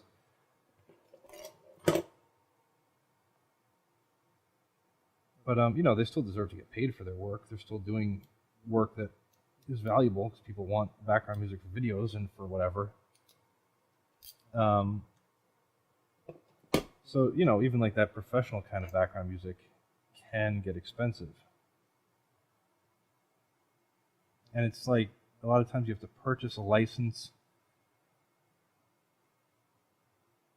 like that renews annually, and if you stop paying that license fee, then suddenly all your videos with that music can get copyright claimed and all sorts of other shit. And so, you know, I could end up having to pay a couple $100 a year for the rest of my life if I want to keep these YouTube videos up forever. At least until YouTube dies or the sun explodes, whichever comes first. Do I not have another one of those connectors, or did I lose it? Let me just grab another one off this banana plug. So it's not that I'm some kind of cheapskate or I don't want to pay people for their work. It's just it does get crazy after a fashion, especially considering I'm not making any money off this live stream, or any of my videos for that matter. And I already spent enough money on, you know, random ass equipment and parts and pieces for these videos. So I don't really have a tremendous amount of budget in place for, damn, I really made a hash of this twist, apparently. It looks pretty neat. This hole is just so barely big enough to fit 12 gauge, or 14 gauge wire in this many strands. Okay, I missed a couple, but that's fine. Sort of wrap the extras around.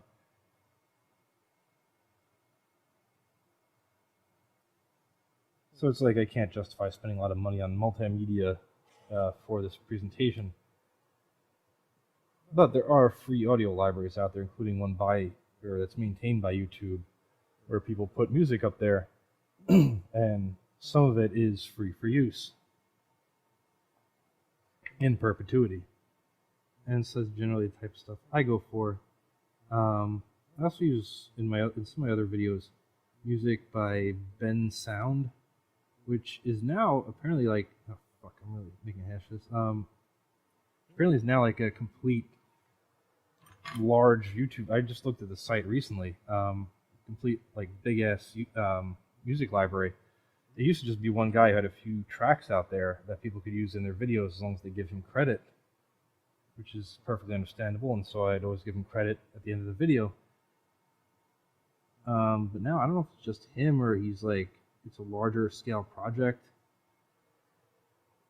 But yeah, it was a much wider ranging website with tons of music on it, and the site looked a lot more professional recently than when I first started using him, like 2016 or something, 2015 maybe. But yeah, he made some good, some catchy tunes. nothing, and this is no offense to him because it's not really, I don't know, for this purpose, but nothing I was going to put on my car's flash drive until I'm driving about, but definitely solid like background tracks or like intro tracks or whatever purpose you want to use them for in a video. Definitely good stuff, which is why I used it and continue to use it. But like I said, his only requirement, at least at the time, was that you give him credit. And I was like, okay, fair enough. I'm not making any money off this. I guess he's not making any money off my video either. But, I guess it gets his name out there. Whatever other reasons might float his goat.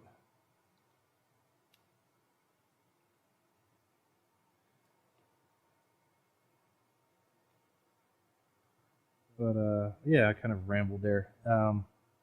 Point is, I made a playlist, shall we say, of free-to-play tracks off the YouTube audio library, and I have them standing by for streaming.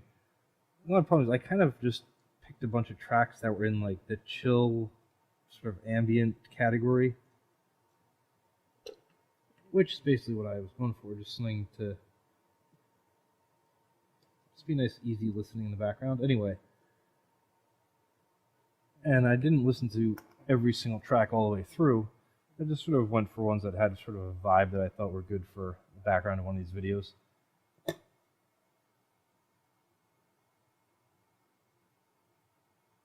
And, oh shit, I need another jumper on that one. I gotta unscrew that.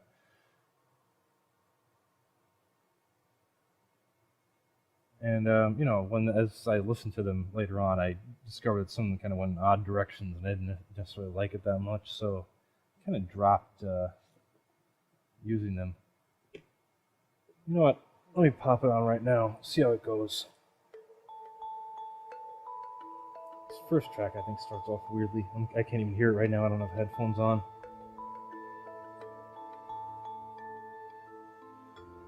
Maybe skip this one.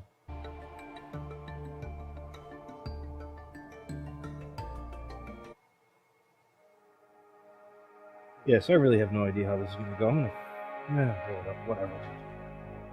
I'm gonna throw my headphones actually to hear what the fuck this sounds like. With the delay from YouTube, of course.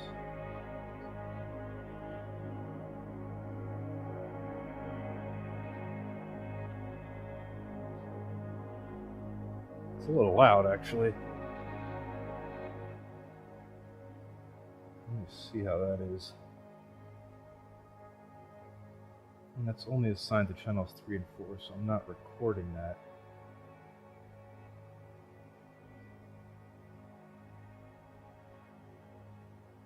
Yeah, like that's sort of what I was going for. It's just like some vague background, like ambient stuff. It's not, this part isn't too bad.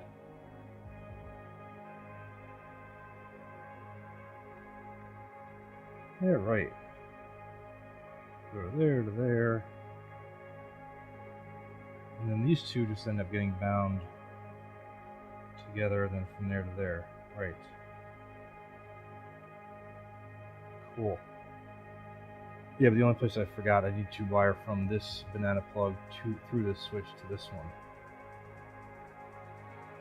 So for that, I need another one of these banana terminal relays. I gotta get one from my parts drawers because I'm starting to really go through those things. Banana power jacks. I'm also kind of overdoing this. Like, I should go to bed. I really should go to bed. I'm going to regret not going to bed, but I do want to finish this tonight and finally get this project off my back.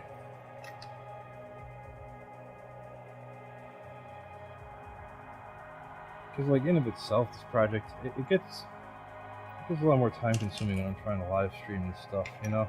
It's like doing two projects at once. One is the live stream and the other is the actual making of the thing. There's like a little, even though I'm not well prepared ever, but there still is some like set up time for all the lighting and video stuff and whatever.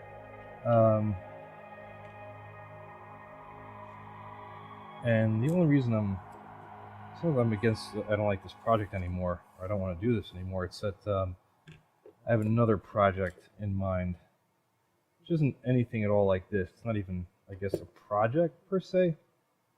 I'll give you a little preview of it because hardly anyone's gonna watch this video anywho. But so there's a book scanner that's available.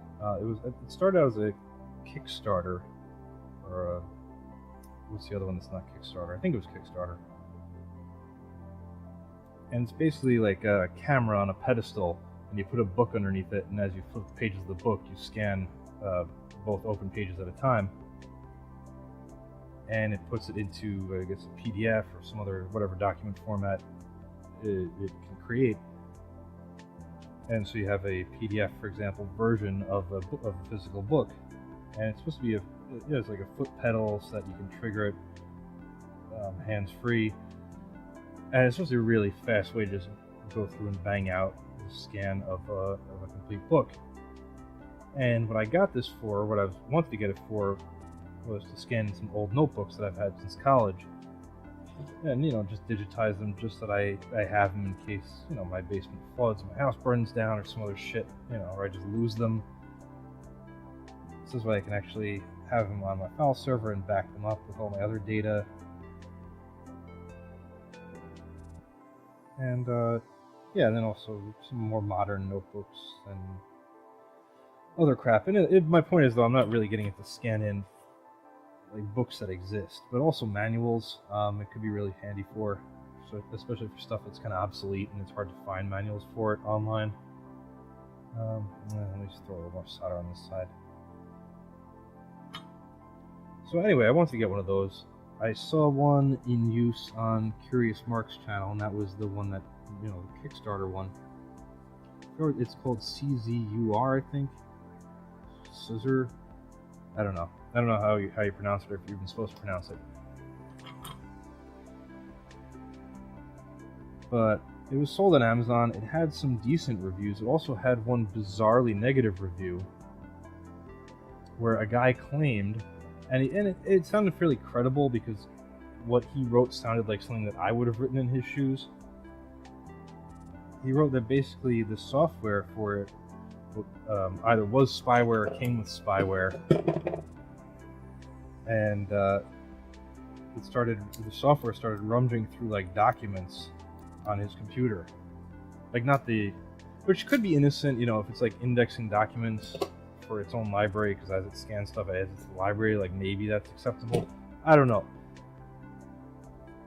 The guy sounded fairly credible, and this is not supposed to be a spade connector. This is what I get for trying to talk while I'm doing this. Can I go really short on this? Yeah, I should be able to. This was supposed to be one of these guys because it's going on one of those switches. So anyway, he said the official software for the scanner was like spyware or some kind of virus, malware anyway. And he was very hot under the collar about it, as I would have been. But the rest of the reviews were pretty good. There were some other, negative ones, but that was more like about the functionality, and the software wasn't that great, like it crashed and stuff.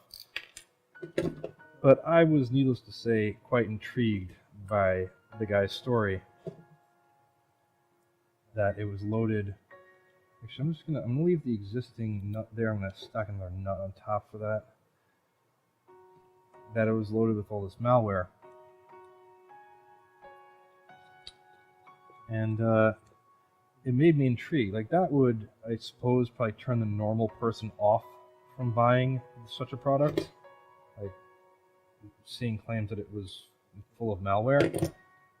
But, contrarily, because I'm a bit of a weirdo, that made me want to buy the product because I want to make a video about it. And I suppose I'll probably end up making a video about the scanner anyway, even if it doesn't have any kind of malware associated with it, and just sort of like a unboxing. Hey, look, this is how it works. This is what I'm talking. This is the thing for anyone who's interested in buying it, and give it my honest opinion. But if it has malware associated with it, then I'm very curious to know that, and I'd like to make a video about that too to warn people. It just seems like a sort of a fun subject. I don't know. Those can't really collide. A little close, but not catastrophically. I think that's fine. So yeah, I'm immensely curious about that product.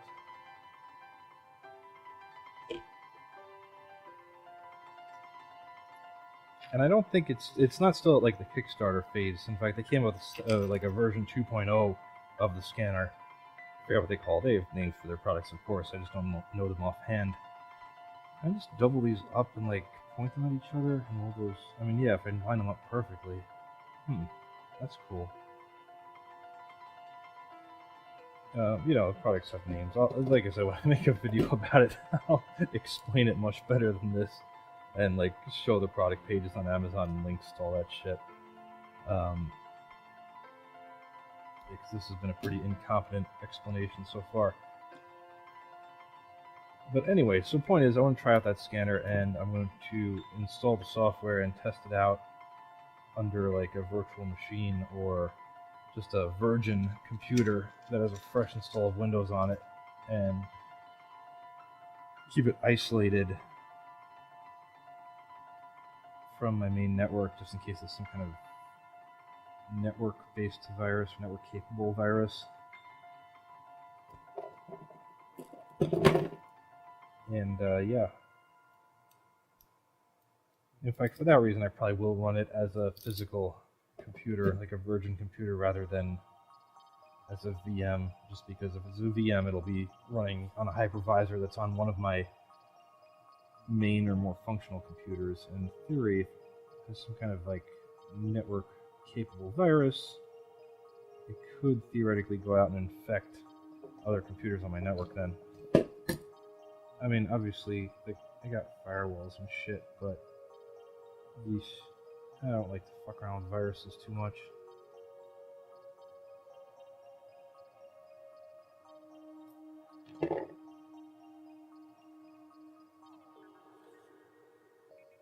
So, you know, I just really don't want to get burned by purposefully installing something that I know has malware, or think has malware, and then end up getting my own shit pwned. So, but yeah, I mean, that promises to be an interesting sort of video, sort of research into this. And of course, like, you know, just because I'm a bit of a sadist in a kind of way, I'm kind of hoping it has malware, because I would just love to investigate it. It would be very interesting to see what it does and who created it, and maybe even why they created it, you know, do some actual investigation. This isn't very neat at all. What I'm trying to do is put two of these on the same wire, so I can just jumper these two between those two banana sockets. But I kind of have to get it lined up before I start soldering it, because once I solder it, you know what I'm saying? Why does that seem very dim? Like, just double check this. No, that's fine. I don't know, I'm not completely happy with the exposure there, but whatever. Yeah, it's getting late. It's already 3:21 here. So I'm not sure I know what I'm doing anymore.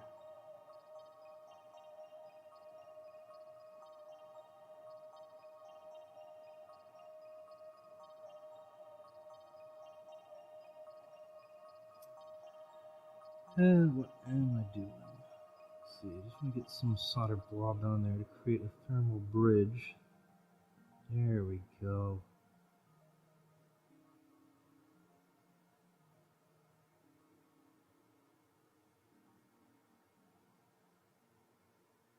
Oh no, stay in position.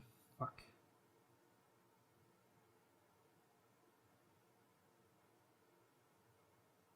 I have to use the solder itself to like push this down, keep it from popping up as the solder cools. There we go.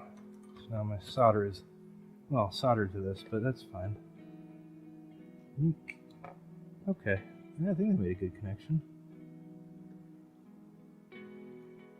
Yeah, solder flowed through onto the bottom side of that wiring nicely. Alright, cool. The only thing I'm going to do, if I can, is now that they're spaced out correctly, sort of turn it around. It's not pointing towards the outside of the box. Yeah, there we go.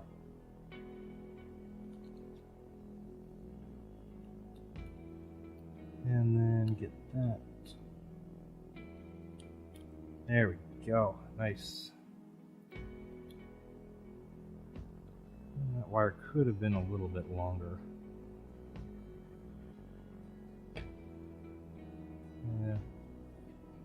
I'm not thoroughly happy with that, but it's fine. It's just pulling at it a little bit. But I can also bend this up once I get the two nuts on there, so that'll be fine.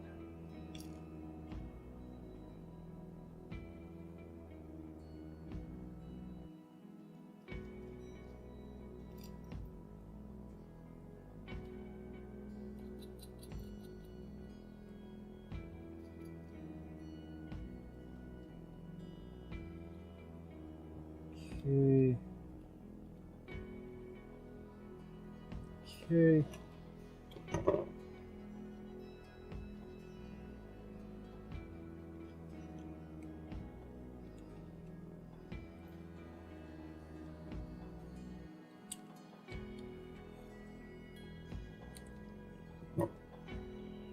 Alright, so there. Now those are tied down. I can bend this up just a little bit, just sort of relieve the strain on this wire. And, yeah, there we go. I think this is done. Cool. Little tiny piece of insulation stuck back there, but it's just insulation. There's no wire inside, so it's not going to short anything out, so that's fine. Yeah, cool. So, just to review, and this is also just for my own sort of like, not edification, but verification to make sure that this is all wired sensibly.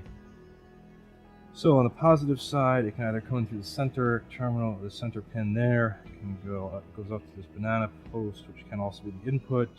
Goes through this main power switch to the center part of this switch, which means it can be switched either to this banana plug here, which then goes to this switch in there. That's fine.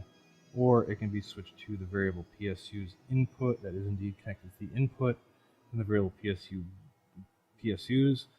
And then it goes out here. If the switch is off, nothing happens. If the switch is on, then it joins back up over there. Yeah. I guess that's fine. Now you notice if you turn that switch, you can shunt the output side of the variable PSU to whatever's going on over here, but that's only if you leave that switch in that position. So I think that's okay. Plus this has diode protection for backfeeding. I think I read that in its manual, like it has backfeed protection of some kind. I'm assuming diodes. So yeah, I think that's done. Cool. Let me get the bottom of it and meet the two sides up. I just gotta move a couple of these wires out of the way. So yeah, it's gonna press down some of these wires, but none of them are really tangled up or causing a problem. And yeehaw! Nice, very nice. Screws are over here.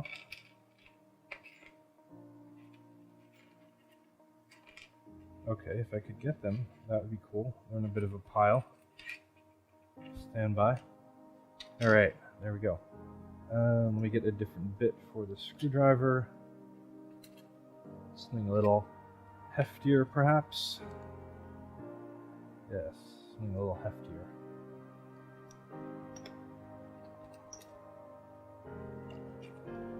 And I chose like not to cut out the edges here, or the corners I should say, where the screws go, and I was just going to cover it, but I don't know. It's may or may not be to your liking. That's the way I'm doing it, but just sort of experimenting as I go along. Oh my god, this is really stuck down nicely. Great. May end up having to cut out the screw hole. Oh, there we go. There we go. I was trying not to tear it also. Bit of a balancing act there. Alright, just throw in 2 screws for now to test it. And let me get a power supply that can plug into this thing. And turn off the old soldering iron. Yeah. I suppose I should get a PSU to power it, and then also, theoretically, maybe a load to put on it. No, you know, I'm not going to load test it right now, that's fine. Okay, here we go, nice 12-volt power supply. Nothing fancy.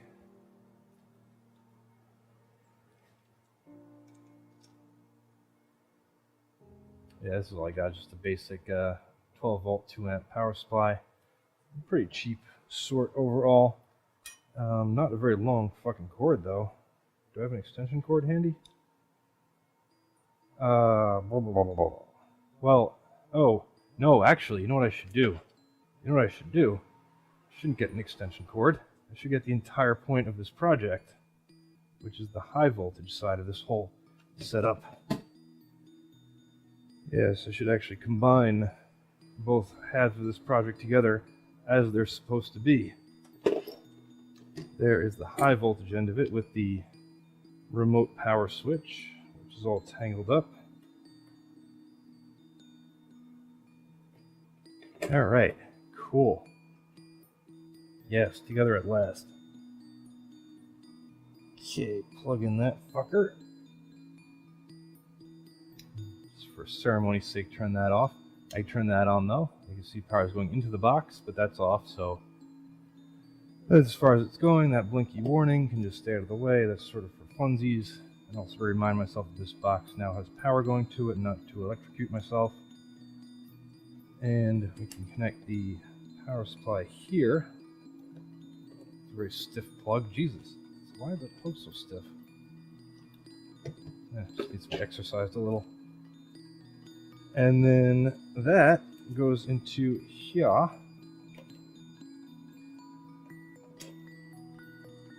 And yeah, so in theory, if I turn this on, that powers up that box. Line and neutral are connected. Turn off those LEDs if I want, just to stop them indicating, but that's fine. And then that's going into this box, which if I turn it on, nothing should happen. And then if I turn the variable PSU switch on,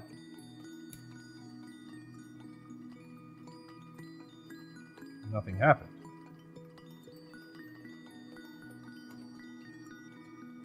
No. Fuck nuts. Why has nothing happened?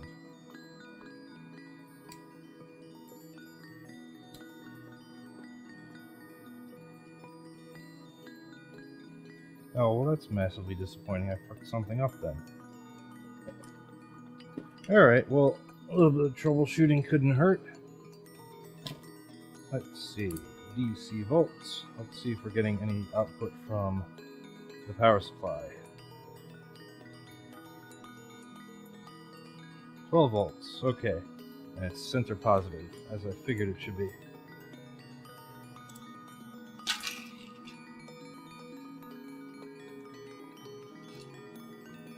Alright, so I don't know why I put the multimeter away. We're not done yet. Plug that into there. Let's turn this off and this that way. And now see if this bench is crowded and these meter wires are tangled. Holy shit, hang on one second.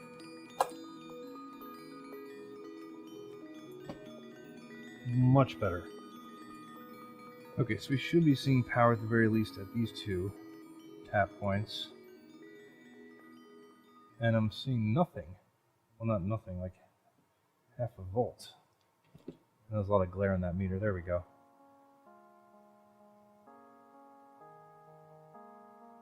Ah, is this jack bad? I bet it's that jack. Not good. Now this is the wrong size inner diameter pin for that jack. It's just not getting a connection. Let's try wiggling it a little. No. Why am I seeing half a volt though? That can't be good.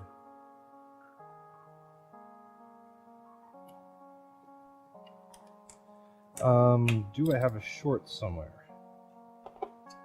Which I probably should, you know, checked before I actually hooked anything up to it, but no, there's no short. Okay.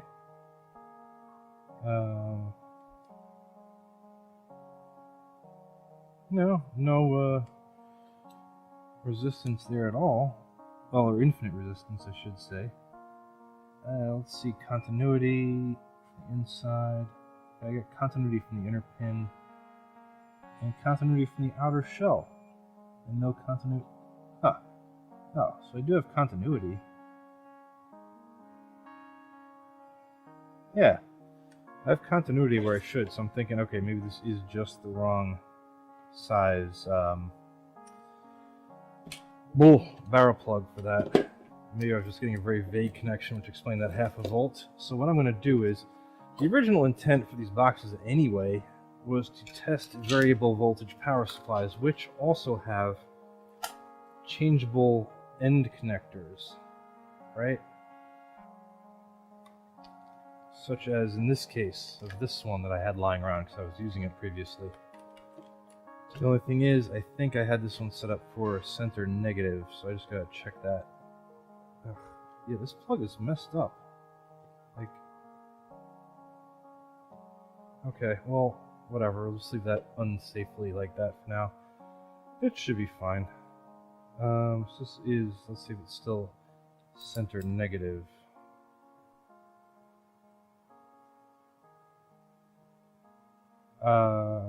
No, it's center positive. Yeah, because I'm getting a negative voltage, just to be clear. Yeah, there we go. I'm set to 5 volts. I just want to turn up that voltage slightly because, not slightly, I want to crank it up to 12 volts. Because I think in, like, the variable PSU needs like a minimum of volts to make it work. I think 6 volts minimum.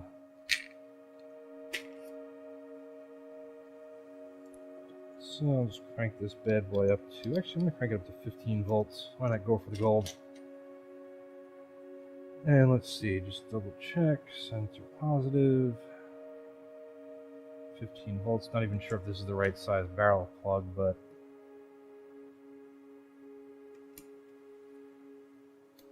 nuts. Am I seeing 15 volts?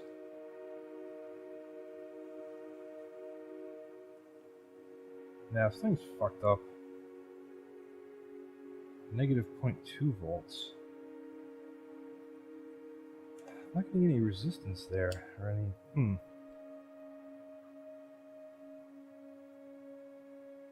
With the power switch off, 0 volts. What? I've definitely made some grievous error here. Half a volt, again. Okay, I've definitely fucked something up big time here. What to do? Let me get the high voltage box out of the way.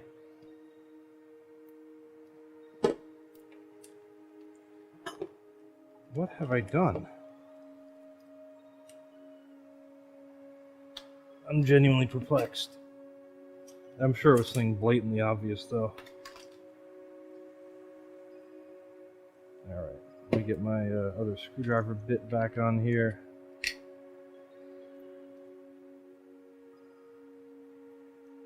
Man, that's not cool. I'm hoping it's something pretty simple and straightforward to fix.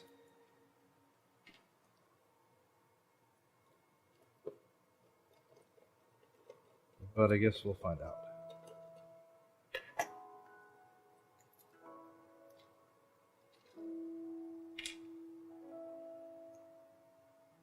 I'm just going to look quickly for any obvious shorts. I mean, it wasn't shorted because I was getting infinite resistance between those two connections, and I was getting continuity, so it's got to be something upstream. Let me just probe at this a little bit. So right now, variable PSU is off, and this switch is off, so that's fine. So just theoretically nothing between these and these, right? But if I turn this switch on, got continuity there. Now in theory, I should have direct continuity between there, and I do not. Oh, is that switch on right now? No, that switch isn't on. Okay, so I should not have had continuity there. But I should now. Okay, is that switch working? That switch is working. Center pin, outer pin to there, center pin to there.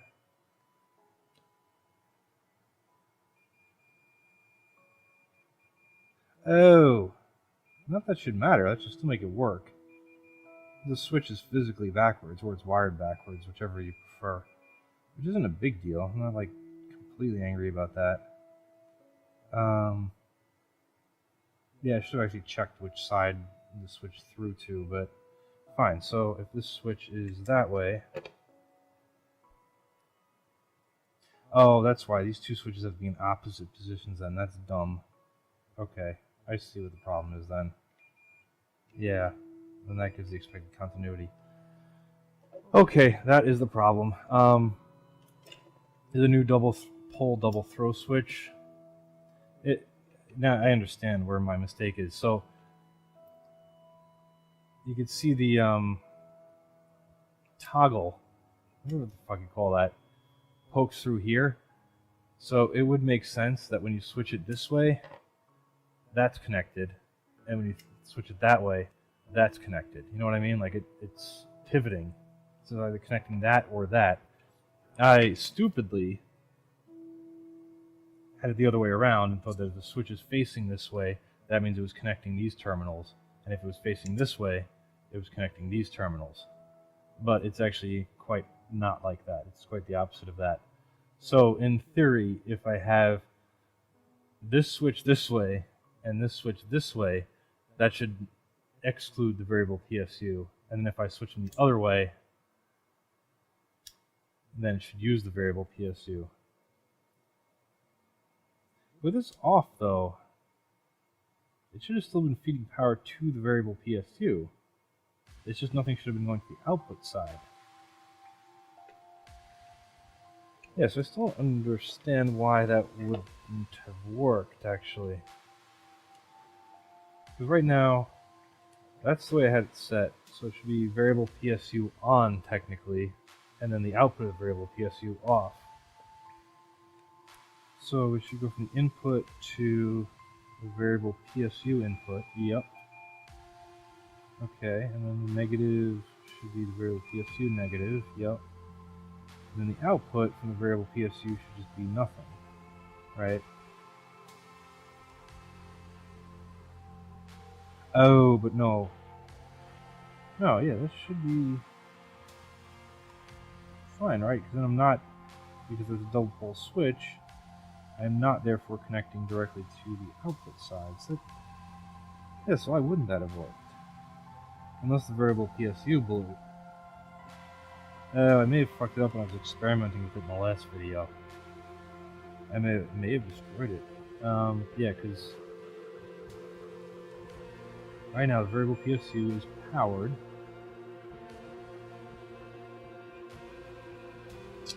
Yeah, okay. And then just the output of the variable PSU is going nowhere, which is fine. But if I turn this switch on, and the variable PSU output Yeah, it would be on. Or would be going to the output. Huh. So yeah, actually, so this configuration of switches should result in the variable PSU being on, which shouldn't be a problem in of itself. Unless the variable PSU is fucking broken. Which I may have done to it. Okay. Oh, whoops. So it's possibly two problems. One is that I might have blown up that variable power supply unit in my previous messing around with it. And two is that that switch was wired backwards. Man, this plug is fucked up. Like, how? Alright, well, whatever. As long as I'm getting power to the output, I don't really care right now. Just turn that on. Okay. Plug that back into there. And yeah, no life at all from the variable power supply. Of course, now I've tangled my meter leads again. This is going great. Man. Okay, so this... So if I tell that way, the variable PSU should be completely out of circuit. And now I should be seeing... fucking nothing. Dude, how am I not even getting anything there? That might be because this connector's not the right connector still. It seems tight though. Like, input A and input B should just be straight up connected to each other at all times. So unless I'm syncing all the current off of this...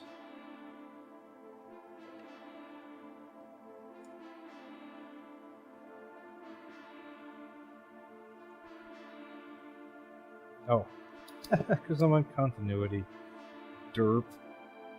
Yeah, okay. Yeah, it's getting late. I'll have to call it quits soon, but let me just see if this is...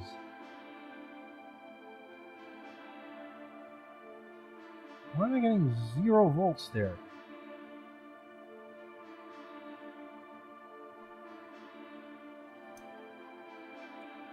What? Okay, let me just go to the back of the barrel connector. Oh yes, okay, the barrel connector, I got 0 volts there. Unless this is massively shorting out. I think this is just the wrong connector. So now the whole point of using the variable PSU is that I can change this end. So let me go grab a collection of adapter plugs. A couple over here.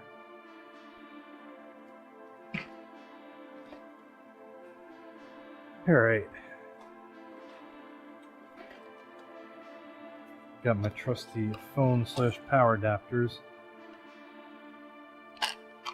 And I got a wide variety of the appropriate connectors. These are some of the ones that came with those adjustable power supplies. Let's see. This one looks, if anything, like it'd be looser. So I can't. This yellow one looks right. I mean, you know what I mean? Yeah, let's see.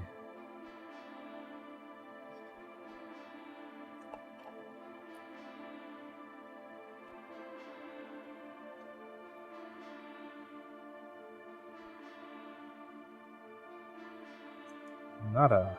Yeah, this one seems too loose. I need one that's smaller than the yellow one, perhaps. And the inner diameter, the inner part of the barrel, which I don't think...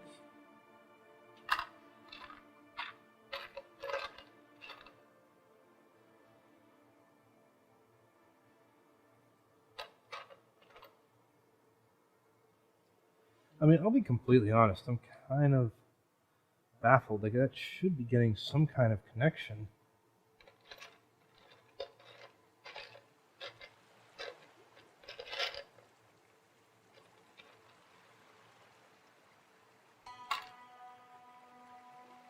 Let me try this one. This one's not polarized on the plug, so... Oh, it's also from a different dealie, so that might not fit. Oh, or is that a little crushed?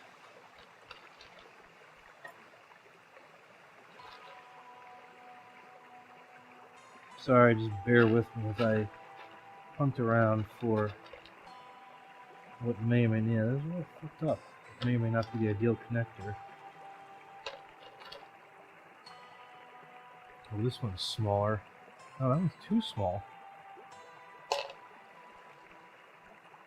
It's fucked. Like, it's gotta be that yellow one that I was using initially was the right size. Like, it's gotta be. That's almost certainly too loose, but you know what? I'm gonna give it a shot. Just make sure I got paws on the inside. So I'm gonna fit the whole meter probe up the middle of this little urethra.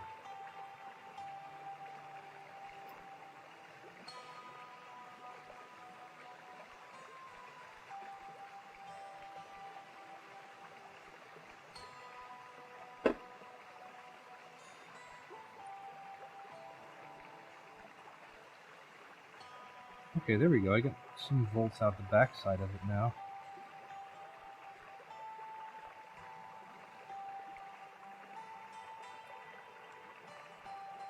But nothing going to there. That's still on. I mean,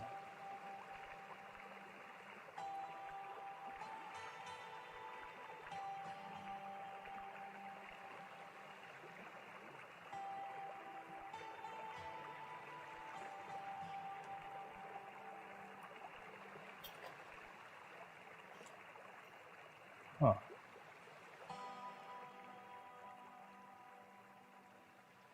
Ew, I think I see what the problem is. I think I know what the hell the problem is. That is super lame. Okay. I mean, both super lame that it exists and super lame I didn't catch it. Okay, that's an easy fix though, at least. Yeah, so here's the deal.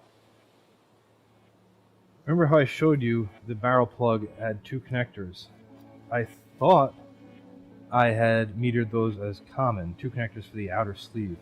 I thought I metered those as common. Apparently they're not. Apparently one of them is just structural or something. I don't know what the fuck it's for. And the other one is the actual connection for the outer sleeve. And that is the one I didn't connect to, but it barely is making contact. Like, it's got a little bit of an almost short between those two. And so I think that's why I was occasionally getting half a volt. The solution here is going to be simple, yet a little ghetto. I'm just going to blob a shit ton of solder between those and just create a nice fat solder bridge between them. Because again, I don't want to get too close to the other, to the center pin connection. So let me just get the soldering iron heated up, and hopefully this will resolve this whole box. At long last. Long.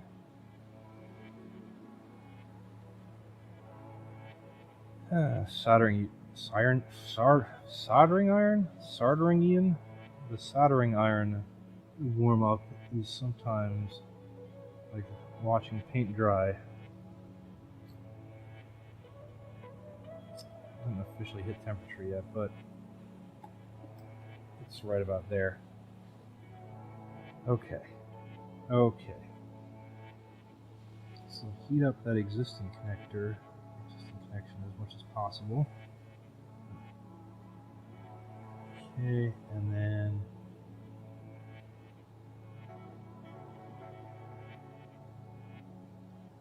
yeah, doesn't really want to bridge across neatly because that just wants to soak it up. The wire wants to soak up all that solder instead of letting me create a nice bridge.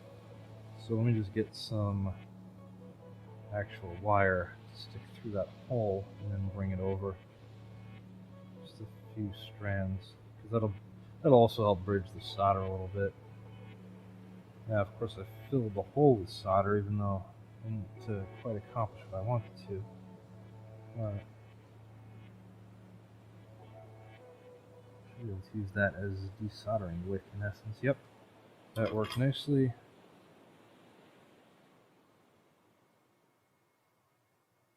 Okay.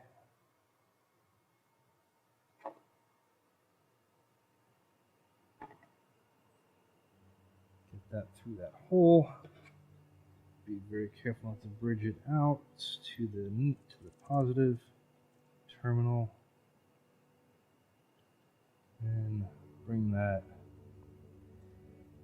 over there. I want to twist that together. This would have been a lot easier to do before adding all the wires to it. Ah, for fuck's sake.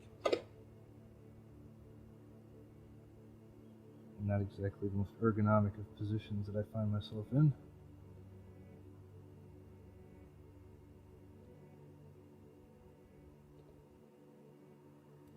Okay. Now bridge that over there to this gigantic blob of solder. This is so sloppy. I feel embarrassed, but you know what? It may look like a bit of a dump, but it's electrically sound. If I can get this to stay sort of in place. Yeah, I mean, it's going to look like a monstrosity, but electrically it will be solid. And that is really, at the end of the day, all we care about.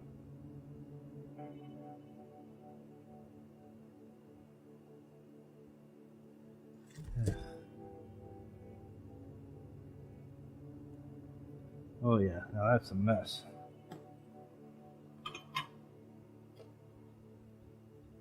But an electrically connected mess. This is like a huge ass solder joint there to rival all solder joints, and just a little bit of a couple strands sticking out over there. Okay, now we should have continuity everywhere that continuity should be. Okay.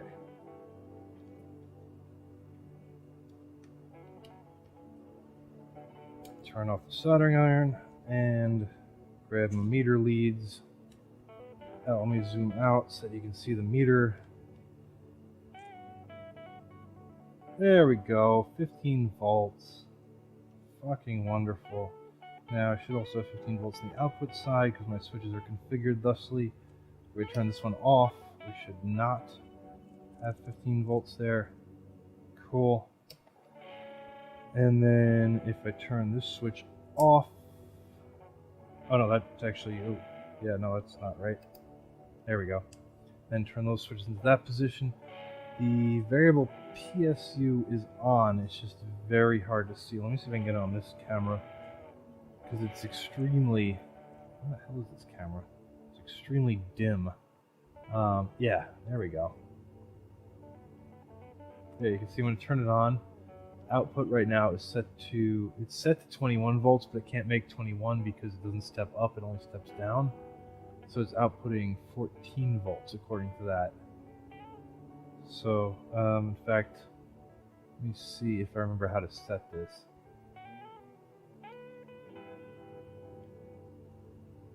Yeah. Let's bring this down to 19, 18, 17, 16, 15, 14. Now if I go to 13, yep.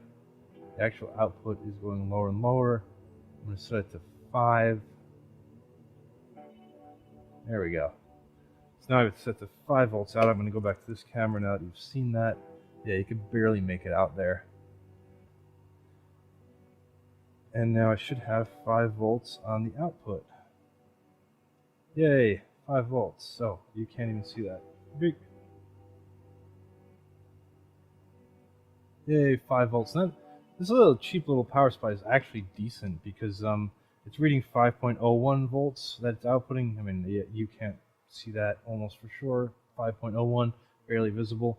And as we just saw, I think it was 5.008 it was outputting. Yeah, which is near enough to satisfy me anyway. So yeah, cool. Alright, and then show off the output from the power supply, the variable power supply. We got 0 volts, and then if I switch this back to here, turns off the variable power supply, and we should be up to 15 volts. Yeah, 15 volts. Cool. Okay, the box is now working, except this switch is just backwards from where it should be, but other than that, I mean, functionally it is working.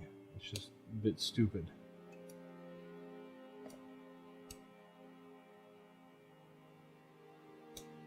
Yeah. Cool. Well, now both boxes are doing their thing. They both exist. This is wonderful. This project is now concluded. And I'll be using these boxes in the future for a video to demonstrate and test adjustable voltage power supplies like these. For example, this one has a voltage adjustment knob from 5 volts, 6, 7.5, 9, 12, 13.5, and 15. So I have a number of different models and brands and types of these sorts of power supplies. And that is essentially the point of all this crap. Well, this won't ever be on video really, this just to remind me that this box is hot. And the whole point is, or the main thrust of these, like I said in previous videos, these are way overly complicated for what they need to be. But the point of these extra jacks is that I can disconnect the line, or neutral in this case, or disconnect the positive, and instead inject a multimeter between, for example, this connector and that connector, or this connector and this connector, or that and that. Ground is never interrupted, but it just looks similar. I just want to have taps in case I wanted to access the ground. And this way I can, particularly in this case, measure current running between these two posts, which is going to be the current that's going to the output. So I can accurately measure how much of a load I'm putting on these power supplies, and I can accurately measure how much power is going, or how much current is going into the power supplies, so I can measure their efficiency. And that is essentially the objective behind that. Although this will also allow me to tap the output and some other points to... oh, actually, I still have 2 more tap points on this, wasn't I? Well, no matter. Oh no, I can still tap for volts, for voltage there, so I can also get accurate input and output voltages, and also tap my oscilloscope into here, so I can check for noise and spikiness and all sorts of other nonsense. So yeah, look forward to that. Perhaps in the future will be a test of shitty adjustable voltage power supplies using these 2 boxes. So yeah, this has been a long project. That's been a lot of streaming and such. My recorders are still recording, that's great. And if you've actually watched it all, well, thank you. And stay tuned. Yeah.